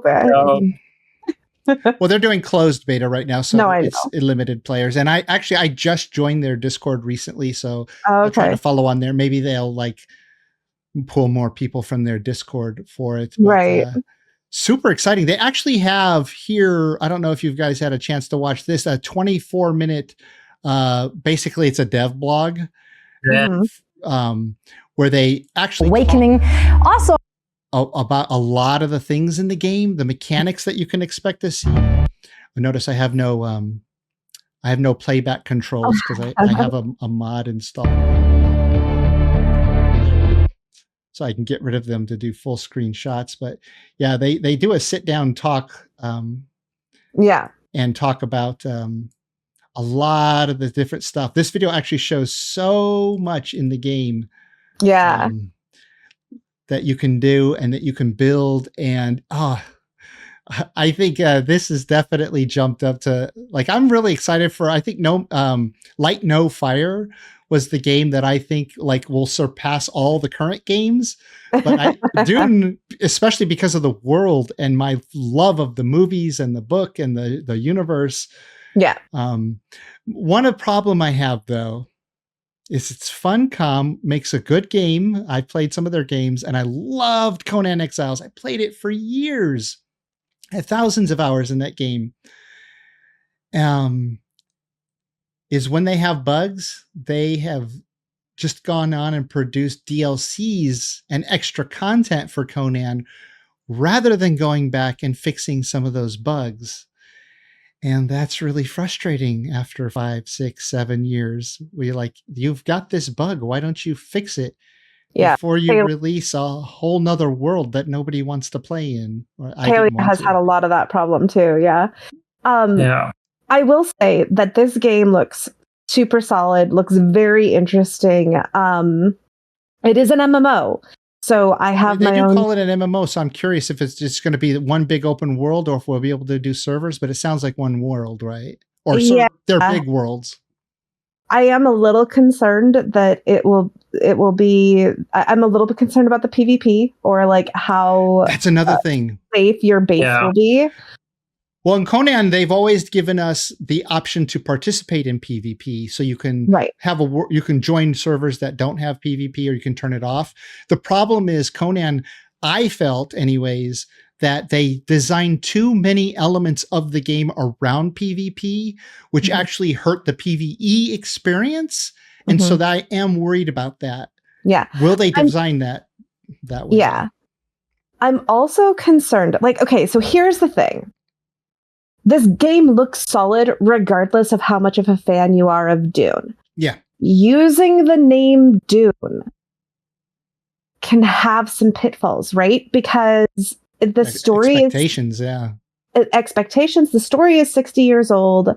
The movies have popped up across the decades. So you're kind of catching people every 20 years with the universe and the vision of it, sure. But I am concerned that when you base a game on a previous universe, world, fandom, whatever, the interest and attention falls off faster than just if you build a game that's solid. And so I have my concerns there because like Moria, they released a game that had some complications, had some really interesting good features, had some really terrible features, and because the fandom is so focused, the interest for that game has fallen off almost completely. Yeah. And it's a smaller game though too. It is a smaller game, but I am worried that because the interest just hasn't consistently stayed, that they're not going to do any DLC. Right. I was looking forward to DLC in Moria, but I was also looking forward to them fixing certain things that they said they were going to fix and haven't yet. Yeah. And so, well, one to address that real quickly, and it's a completely valid concern. At least what they did with the Conan Exiles, because Conan has been around actually longer than Frank Herbert, right? Like Conan wrote, Robert E. Howard wrote his stories in the 1920s or 30s. So that was before Frank Herbert. Right. I think his first book was published in 56 or 57. I know because I'm making a video to be released soon. So I know these dates. So they actually did a pretty good job with Conan Exiles, but with those exceptions that I said, where it felt like they didn't fix the bugs that I felt were still in the game, or mechanics that weren't quite right. And it felt like the PvP stuff was too to the detriment of some of the PvE play. And they, even in this video, I think they mentioned the PvP experience. They actually, I don't remember them mentioning the PvE experience. So that did give me some cause for concern. Some pause. Yeah. What focus on the PvE experience? Because not everybody wants to fight each other. Right. So like this game looks super solid, super interesting. And I have some pretty significant concerns. Yeah. I would normally, like a lot of these games, even Nightingale, the minute it came out, I jumped on it, bought it. I might wait to see other people play this game before I make a decision to buy it. Yeah. Because of those concerns. And it's an MMO, so that's another thing to be worried or like looking into it, because it means you need to spend a lot of times. Yeah. It's not like Valheim you can get in a few hours. You could do the total playthrough in 20 hours. Well, the complete playthrough. This is kind of the first survival game since PAX Day that I've been aware of. Yeah. That's the survival experience, but in an MMO. So be interesting to see how these two games, develop and expand on it. Yeah, I think they are going to be the similar thing with the different skin. The modern one, like the space sci-fi thing, and the medieval one with PAX Day. Yeah. There was one other game that was an MMO that promised survival, but it fell so flat, so hard, so fast that it doesn't even have any servers anymore. Oh, which game is that? The day before? Yes. Oh, well, yeah, they had a lot of problems, and I don't know the details behind the scenes, but I hope that they can crawl out of that mess and find some way to recover, or at least learn as they go forward, because I'm sure there's a lot of passionate people who would try to learn from that experience to do something else. Right, but I have to go. I'm so sorry. This took way longer than I thought it would. That's fine. We'll get back to my Nightingale list, and I'll edit this to look like it was we never left it. Okay. Yeah. Bye. Have a good day. Bye. Thank you so much for having me. Yeah. Thanks for joining. So Vaste, I have a comment before of the Doom. I didn't want to interrupt Maureen because she had to leave. Oh yeah, you want to talk about Dune? What do you want to say? Another game I know basically nothing because I just watched the previous movie. I don't remember anything. And what I'm concerned about is in the world there are a few factions, like different groups that are like enticing to the story. Because I remember there was the big bad ugly bad guys and the humans. They're all humans, but yeah, everybody's human in Dune.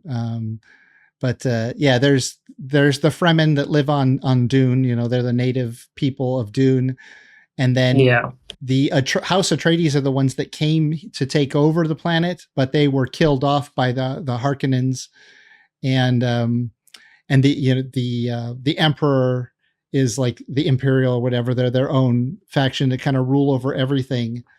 And I don't want to spoil anything from the second movie because I've seen it twice at the theater already. Okay. But it'll be interesting to see how they include those politics. Yeah. You should watch this video if you haven't seen it. This longer one. Have you seen it? Yeah. No, I didn't saw anything. I didn't remember this game. Yeah. I know we talk about this one. Everybody should go check out this video they did. So the trailer appears at the very end of it, but there's 24 minutes and they talk about basically you learn the survival, like they drop you into the world and you start to survive, right? Like you got to get materials and water and you survive the basics. But then as you develop further and further in the game, then once you've mastered the survival of the world, of the like life and the terrain, then you get introduced to the surviving the politics of the game, which I don't actually understand what that means, but I'm curious to see how that plays into it. Like survival, from being on the ground and collecting rocks and sticks and water and stuff. Yeah. Surviving politics. Like, I don't know. I'm curious to see how they do that. From the trailer, we can see like there's some kind of PvP battle. And I'm worried that because I'm thinking of two other MMOs that I think are the great comparison for this, like WoW, World of Warcraft, and Star Wars: The Old Republic. They have clear factions that are enticing. You have people in both that they, for some reason, they prefer one or the other. Oh yeah. Because I don't know nothing about Dune, I asked it about the faction, because if you have those factions but they are not enticing, I know a few games that have this thing that you have a big imbalance of one faction being the dominant because everyone like it, and the other one is like they're barely existing. Because, for example, Star Wars, you have the Jedi, the protagonist, all nice, and in the MMO, because they did on the movies, there was a lot of scenes. They are the big bad guy, like Darth Vader. Everyone's the big bad guy. Is that what you're saying? Yeah, everyone. You have a lot of people that just like Darth Vader in the movies. He's the character, the big bad strong guy, and they want to do that in the game. So you have a really great balance between both factions, the Sith Empire and the Jedi Republic. And it's really good for those PvP moments and the race and that kind of stuff. And well, in World of Warcraft, you have the Horde and the Alliance, and they are, as far as I know, they are fairly balanced between each other, because they have a war around them that give you. They're not just the good and the bad guy. They're just the good with their things, as they are the bad guys with the powerful and good lore behind them. They're not just black and white. Well, I mean, I imagine that the Fremen that live on the planet will probably be a faction, and maybe the Harkonnens will be the other faction, and basically you're trying to survive. The House Atreides faction, I don't think will play into it, because they don't really, they never were on Dune very long. I mean, if you see the first movie, spoiler alert. Spoiler alert. They get wiped out pretty quickly, but so it's mostly the Fremen and the Harkonnens. So, and then obviously the story progresses beyond the Harkonnens too. So I don't know how they're going to implement that into the game, but I think there will probably be at least two factions, and there's always people who like one faction or the other, and I'm sure it'll be fairly well balanced. I can already see that. Like when I played World of Warcraft, I joined the Horde. I played the Horde mostly over like the 10 years I played. I did play some Alliance with some friends for a little while too, but probably 80% of my gameplay was as a Horde. And in Star Wars: The Old Republic, which had a clear sides, I played the the light side, the rebel side mostly. But in this, I want to be the Fremen. Like the Fremen are just absolute badass, and you like their whole story and everything is just so cool. But some people will want to play the badass Harkonnens too. They're for sure. They're ruthless. then that's a good sign. For if they do that, it's a good sign, especially if they want to do PvP. That in a MMO is like 100% happening some kind of PvP. Yeah. So if so you did see the first movie, but you don't really remember it too much, and you don't know much about the Dune universe.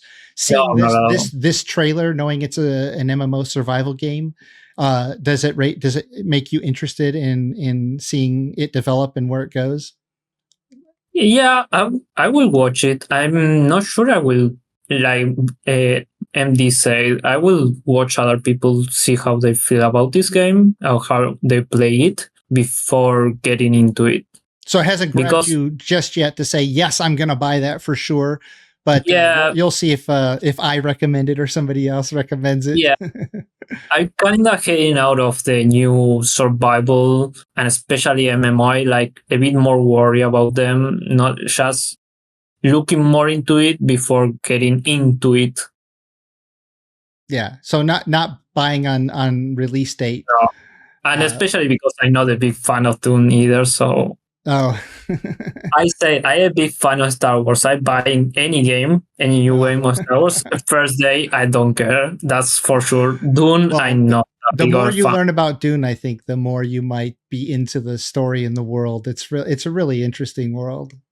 But Well, we have to see how it come out. Hopefully, it goes well because it looks really nice.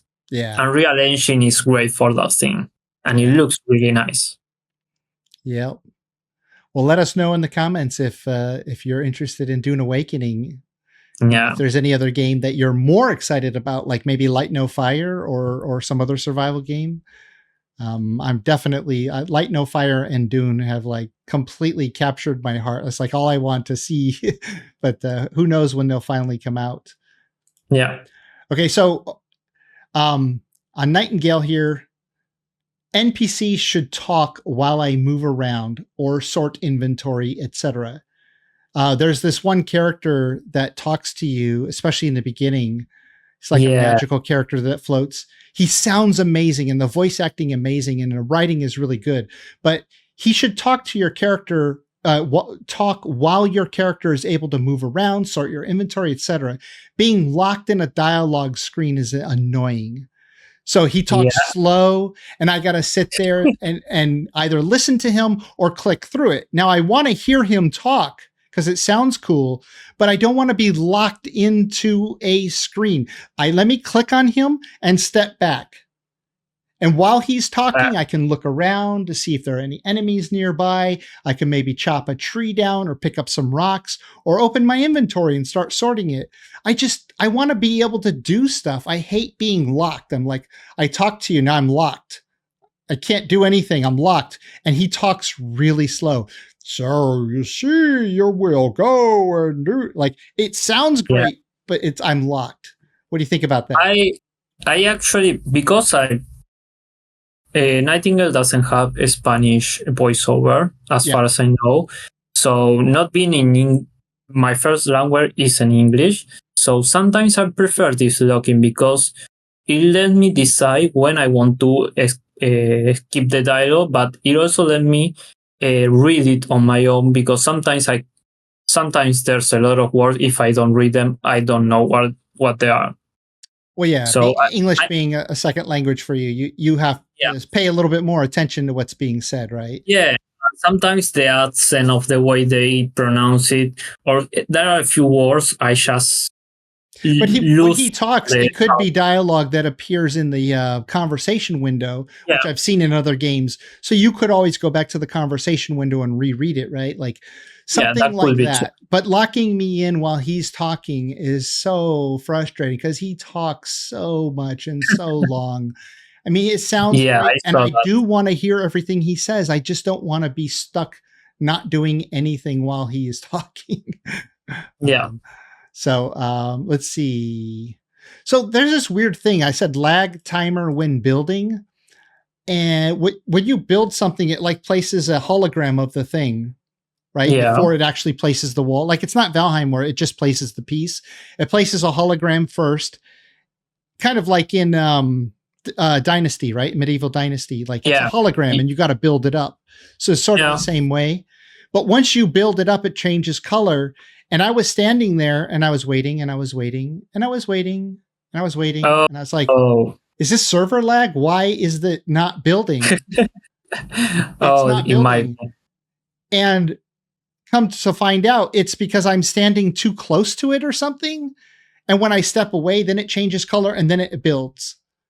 And I'm like, there's no indication of this. I'm just standing there waiting for it to build. And I'm like, come on, why can't it just build while I'm standing underneath it? Why does this matter?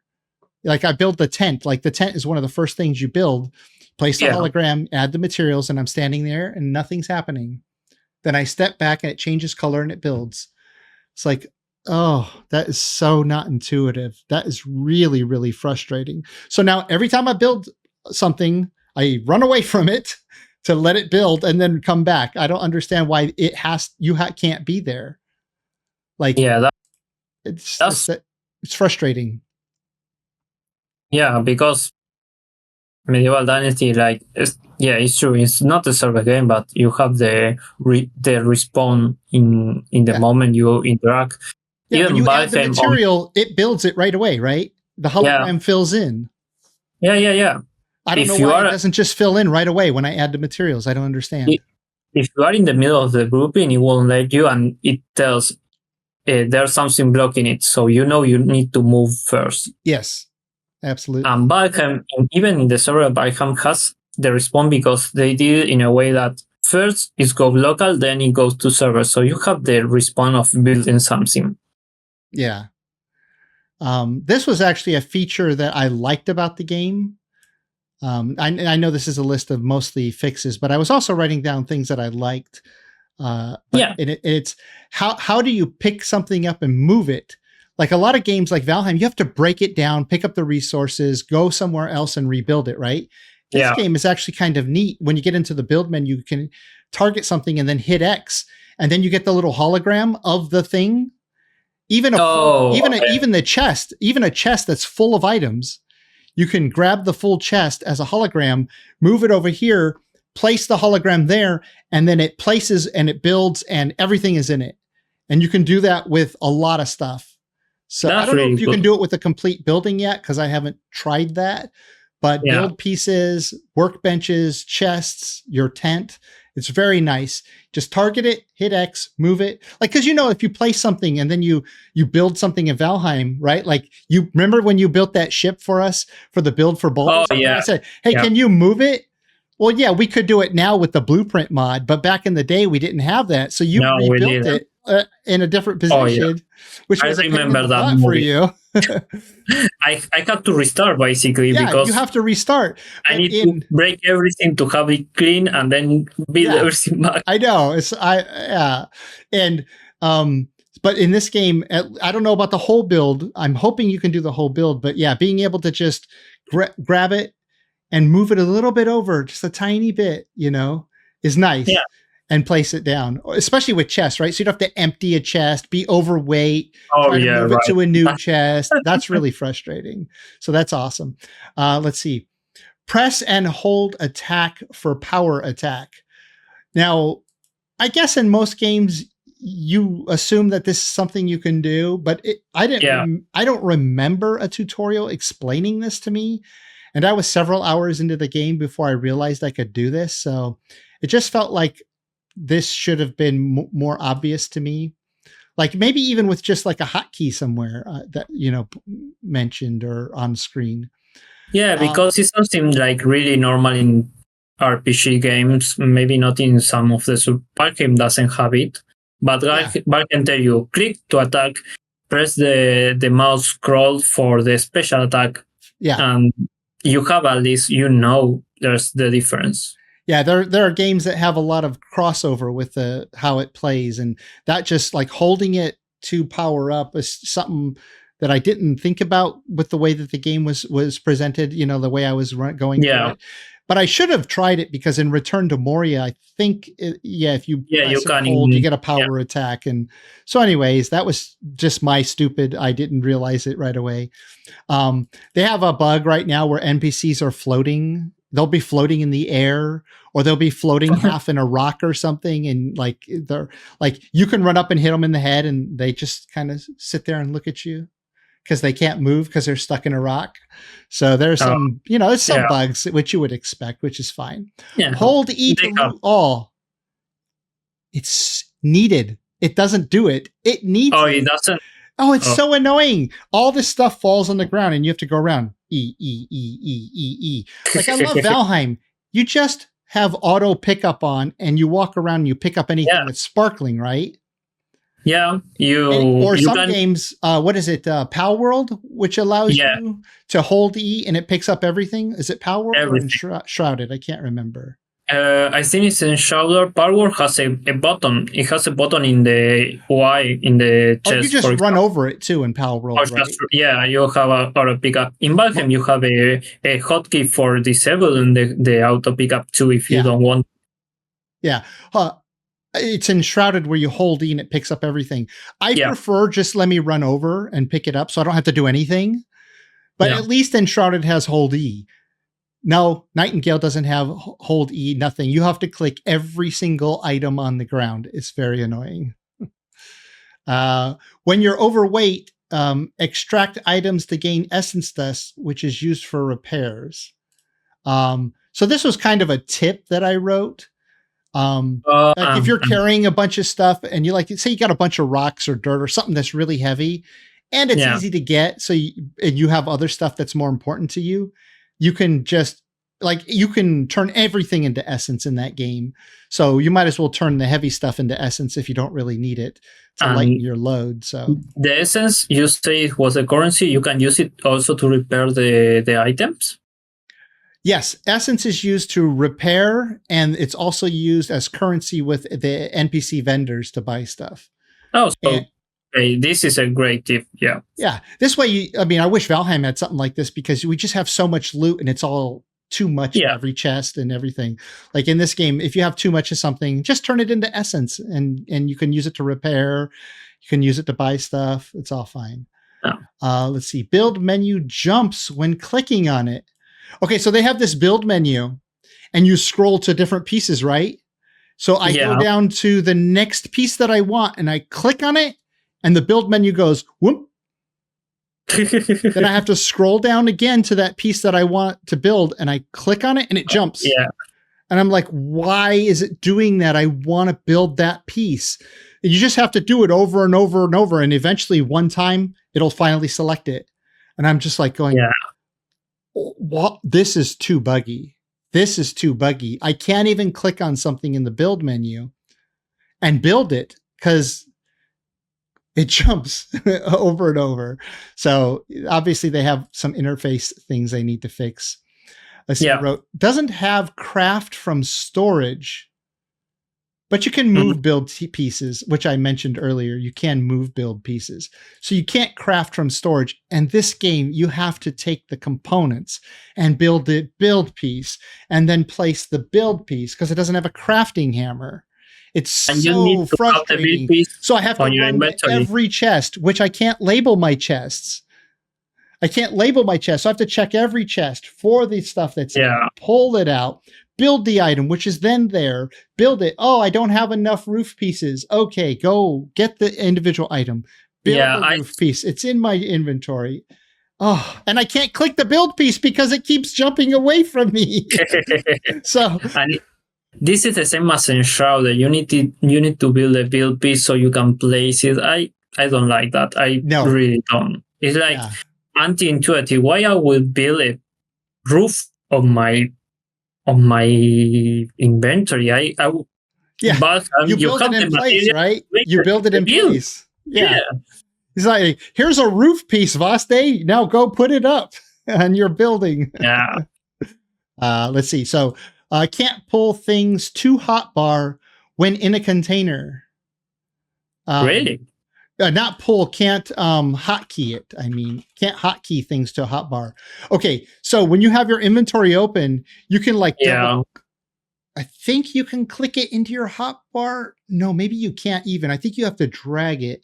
But when you have a container open, it's the container, your inventory, and your hotbar. You cannot click things, shift click or double click or anything out of your hotbar. Yeah. And they're not in your inventory. Yeah, not from your inventory or from the container. You can't go to your hotbar. I mean, the hotbar was like the piece on the hotbar is on your inventory? No, not like Valheim.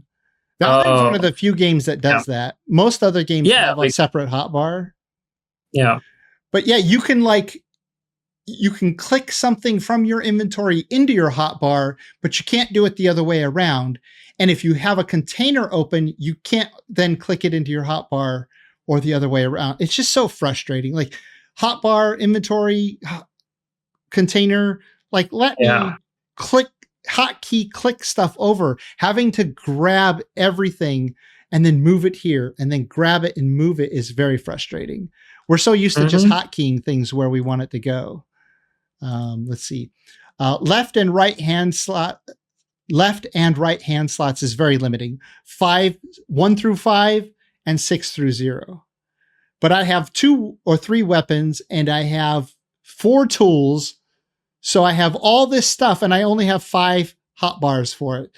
So every time I want to swap something, I have to open my inventory. And because I can't hotkey it, I have to drag it out and drag it in and then drag it out, drag it in. But No. Give me 1 through 0. As a matter of fact, why games don't give me tilde through the plus sign? I want all 13 hotkeys. Give me all 13 hotkeys and let me decide what goes in where. I have a question. If you place like the axe in your left hand, you can use it normally? You can't place it in your left hand. You the can't. items in their game are either right-hand items or left-hand items. Then it makes less sense, because if you have a preset of what goes where, just give 1 to 0 like any other game, and you already have the presets of which hand it goes. Yeah. If I equip the item, it should just appear in my left hand, right? Like if I put either one on hotkey 6, if it's a right-hand item, it'll go in the right hand. If it's a left-hand item, it'll go in the left hand. Why are you making it's so frustrating too? Because like say you need something, you want something quick accessible, right? So it's right above the WASD keys, but it's a left-hand item. Now you got to take your hand off the keyboard, reach way over to 6 through 10 to activate that item when you really want it right above you in 1 through 5. Yeah. Why is this a thing? Why are you doing it differently than games have been doing it for 20 years? You just broke the system. The only way I can think that is okay is if you can choose in which weapon, in which hand goes anything. Like there's no difference between left and right, but if you have the difference, then you don't need the hotbar for each hand. Yeah. I just want 1 hotbar, and I'll take 1 through 0, but I want tilde through plus. But yeah, lots of typos in the game. Why you don't run this all through a spell check? Like don't things get typed up in a word processing program first? Like Google Docs or something, or a spreadsheet program, because it'll point out the typos. But yeah, as you're reading something, you'll be like, oh, well, there's a typo. I mean, it's early access, typos happen, but run all your dialogue and your descriptions and everything through. There's some typos there. Let's see. Press track or right click to track crafting items. So this was a tip. You know how like what do I need to build this thing? You can track it, so it'll come up on the side and it'll say you need 5 logs and 2 sticks and 3 twine or whatever. That's nice, because then when you go to your chest to pull out, what you need to pull out. But you know what's a better solution than that, Vaste? Just let me build from the container. If I'm within range of the container, just let me build from it. Enshrouded forces you to get things from the container until you can build the magic chest. Again, the magic chest you can build from the container. So at least you have that option. Once the progression of learning to do the magic stuff, that is a good way to do it. Yeah, so you have the option. And the magic chest is the same exact size as the chest before it. It's just magic. It allows you to build from it. So you take one out, press the other one in the same place. Yeah. If it makes you feel like you've earned it rather than just letting you do it from the start, which is like Return to Moria, you could just build from the chest right away. But it gives you something to like. First thing I wanted to build when I started building my house, I'm like, I'm not making a nice house. I'm just going to collect all the resources I need to build magic chests, so I can build directly from the chest. Then I'll build my house. Well, yeah, sure. Yeah. Let's see. You can't shift click hotbar to inventory or vice versa. There's that note that clearly makes sense. Twitch drops. I have a love-hate relationship with Twitch drops, because if you miss out on them, you never get to get them. Yeah. And I started watching a Twitch stream and then I just went to bed and let it run for 8 hours, and then I got all the Twitch drops. So but you didn't claim them. The system really makes sense. You're just forcing us to let the computer play to nobody and all your advertisers. I guess your advertisers are still paying you money because the stream is running. So whatever. It's a stupid system. Like it's a few free things for doing nothing. I got them. I don't have the game. This is watch to win, like pay to win.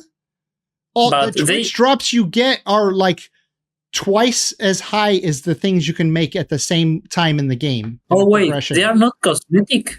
No, I saw they were cosmetic. They are higher level by almost twice than everything I could build by the 10 hours I could play. That's a problem then. Then you should lock it until the level progression. That's a big problem. I thought they were cosmetic. Like it should really just be a skin of the game that you apply and it changes the look. It shouldn't. It's actually a piece of equipment with higher level stats than anything I could make at the time that I got them. So watch to win. It's a PvE game, so it's like you don't have the PvP advantage, but you lose the point of being a survival game, like progression, like everything I can get in between now and the time I reach that level is useless to me. I get a new thing, I just go, well, this is trash because it's not as good as the Twitch drop, right? That's not unless if it's something you can get in the first hour or at the end of the tutorial, well, that's okay, that's acceptable. But if it defeats all the early progression, then you lose a big part of the gameplay and learning curve. Yeah. So the game is your level is based on your gear, so your character doesn't actually level up. It just has a gear level, and you have to reach like gear level 20 to advance to like the next stage and to enter some of the dungeons. But once you get the Twitch drops, it advances you well past gear level 20. I forget what gear level I went to, but like it drops you way past that. And so it's like, okay, well, there you go. Yeah, that's a problem. There's your Twitch drop system. Let's see, what do I have here next? Right click NPC gear to equip. Steal clothes for yourself. Oh, this was a tip. So you can recruit this NPC. I think you make like level 10 gear by the time you get to this one NPC, and the NPC has like level 15 or 16 gear. And once it becomes your NPC, it's like your follower. Yeah. I stripped the NPC, put all of its gear on me, and then gave all of my level 10 gear to the NPC. So it's like a tip to increase your gear level quickly. Same problem as before. You advance without doing nothing. Well, yeah, I advance kind of in a way that I shouldn't. Here's a thing. This is actually too easy to get essence, right? Like there's the water exploit. Well, once you make a sickle, you can harvest way more fiber, and you just turn fiber into essence. And that's how I was able to buy everything the vendor had offered to me before I reached 10 hours in the game. And I was just like, well, this was way too easy to get everything. I kind of felt like I didn't earn it. Right? Yeah, I went around for 20 minutes and collected, fiber, but they need to do some balancing, especially if they want to go through the MMO route, like jumping into other people's worlds at random. They need to do some balance with the essence. Yeah. Fast travel, map, travel to respite. Okay. So I didn't understand how to travel back to my base. Like you can fast travel. I didn't understand how to do it. Maybe it was explained somewhere and I missed it, or I wasn't paying attention. I actually had to Google it and watch a video or something. But in order to fast travel, you open up your map and you look for what's called your respite. It's like this thing you place at your base. I don't think you have to have that. I think you can build anywhere you want. But yeah, it's kind of like the altar, but you place it and then you can fast travel back. It's basically a portal, right? Like you can fast travel to it. You can't. I don't think you can use it like a portal to go somewhere else, but you can fast travel back. But that's how you do it. That was just a tip that wasn't obvious to me. NPC has unlimited weight. Come on, really? I can only carry so much, but my NPC can carry as much as it wants. So, of course, I took every heavy thing that would have weighted me down really early in the game. I just gave it to the NPC. Yeah, then you don't need the weight on your character anymore. It's pointless if you have that. I mean, it's good that it's a mule for you, but how about limiting it too, so that the NPC starts walking slower or whatever, right? Like, or just stops. He's like, "Sorry, I'm overweight." Yeah, it just feels a little cheesy to use it for unlimited weight. How to raise your gear to level 20. I was watching a really popular streamer on Twitch who had like tens of thousands of subscribers. Nice. Yeah. And he didn't know how to raise his gear to level 20. He just didn't understand it because it's not quite obvious. Like your gear has a level, but then it tells you got to reach the gear level 20, and you're not even quite sure how to make a level piece of level 20 gear. So it just feels like it's not very intuitive to how you do that until you advance further and you're able to make that gear. And then you go, oh, of course. But it keeps telling you, you can't go in there. You can't do this until you're level 20. Or it says, find a way to raise your gear to level 20. And you're just like, how do I do it? It's not obvious from a beginning standpoint. Like once you play, it makes sense. Oh yeah. You have this thing. It's called a sling bow. It looks kind of like a crossbow. Yeah, I saw it. It looks nice. Yeah, no, it's fun. But everybody, I was seeing a bunch of people on the stream. They were like, how do you make arrows for it? Or bolts? Because they thought it was a crossbow because it looks like a crossbow. Yeah. No. You use marbles.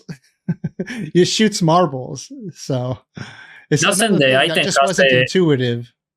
A description of something that will tell you that, because the bows in Valheim tell you need this, or the crossbow too. It appears on you are out of bolts. Well, you know how you get inundated with information and you get too much stuff and the interface isn't quite intuitive enough. That's kind of what's happening here. There's probably a description somewhere that tells you to use marbles, but you're just like so overwhelmed with everything. Yeah. You're not reading everything, or you're not remembering everything.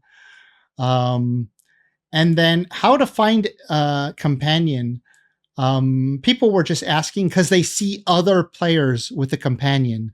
This isn't actually a problem with Nightingale, but people had the question. So the answer is just explore your realm.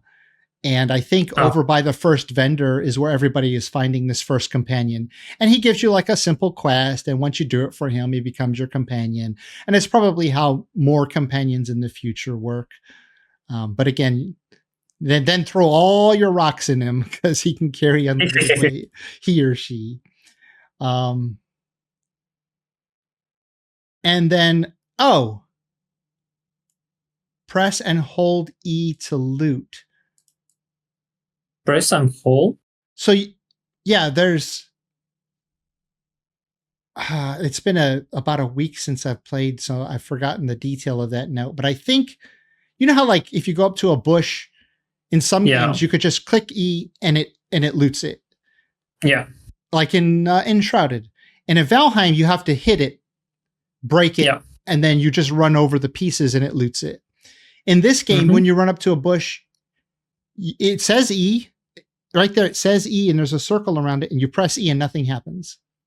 And you go, this is as a beginner. This is a very beginner. Pressed E and nothing happened. You got to press and hold E, and then you watch the circle complete, and then it loots it. And I'm just like, okay, just another weird intuitive thing that you're doing differently than other games.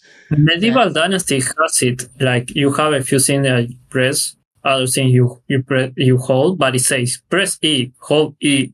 Yeah, press E or hold E. No, this is just E in a circle, so you're left wondering why I'm pressing E, nothing's happening. But it's little things that can be fixed easily. Yeah, I think the thing most people were like not complaining but saying that needs a little bit of more love is the UI. Like it needs a bit of the UI needs a lot of work, And I saw it and it made me remember to other games, and those games are not survivals. They don't have the cluster of items you can build and stuff. They are more like RPG. Like an RPG, you collect stuff, you have a limited amount of stuff, and you will never have like 100 items. Yeah. Well, yeah, And Valheim Endgame has a lot, but you don't get inundated with a lot right from the start. You sort of get stuff as you advance to each biome, right? You can build more stuff. The only thing, like the Forge and the Workbench on Valheim, are the only things that might get a little cluster with the long list. But because you are interactive with it, you are getting it, slowly getting the new stuff. Like you already know how to find it. Yeah, So that's the thing with a game. You either games that give you too many abilities too fast or too many items too fast. Yeah, that's not a good thing for most game playing experiences. You want to slowly get stuff, whether it be abilities or build items, crafting items, so that you can, just so you can enjoy the stuff that you get. Yeah. Before you enjoy the stuff that you get and learn how to implement it, like the ability or the crafting or the build item, you already got 10 more. So you're just like, I got so much stuff. I got too much. Yeah, like on the RPG at the start, you don't get nothing that is, you get very simple. Just the little things you need. And then slowly each time you play, the more time you play, the more you advance, you get more and more stuff, but you already know what to do with them or how to find them. So it doesn't get clustered because you already know the game. And the start, you have just the bare minimum to start to see it and learn it. Yeah. Nightingale reminds me of a problem with World of Warcraft once they started, and I think Guild Wars and probably other MMOs too did this. Oh yeah, they would allow players to buy or get a character that was already max level. Oh yeah, that's a big no-no. I played the Warlock for 10 years. I can guarantee you will never learn to play any class as well as I know how to play my Warlock, or other players know how to play the character that you start from level 1, because you learn all the nuance of every little thing as you level up. And Nightingale feels like World of Warcraft giving me a level 100 character when I start the game and say, go learn how to play. And he got all this stuff at level 100. And I'm like, I don't know what to do.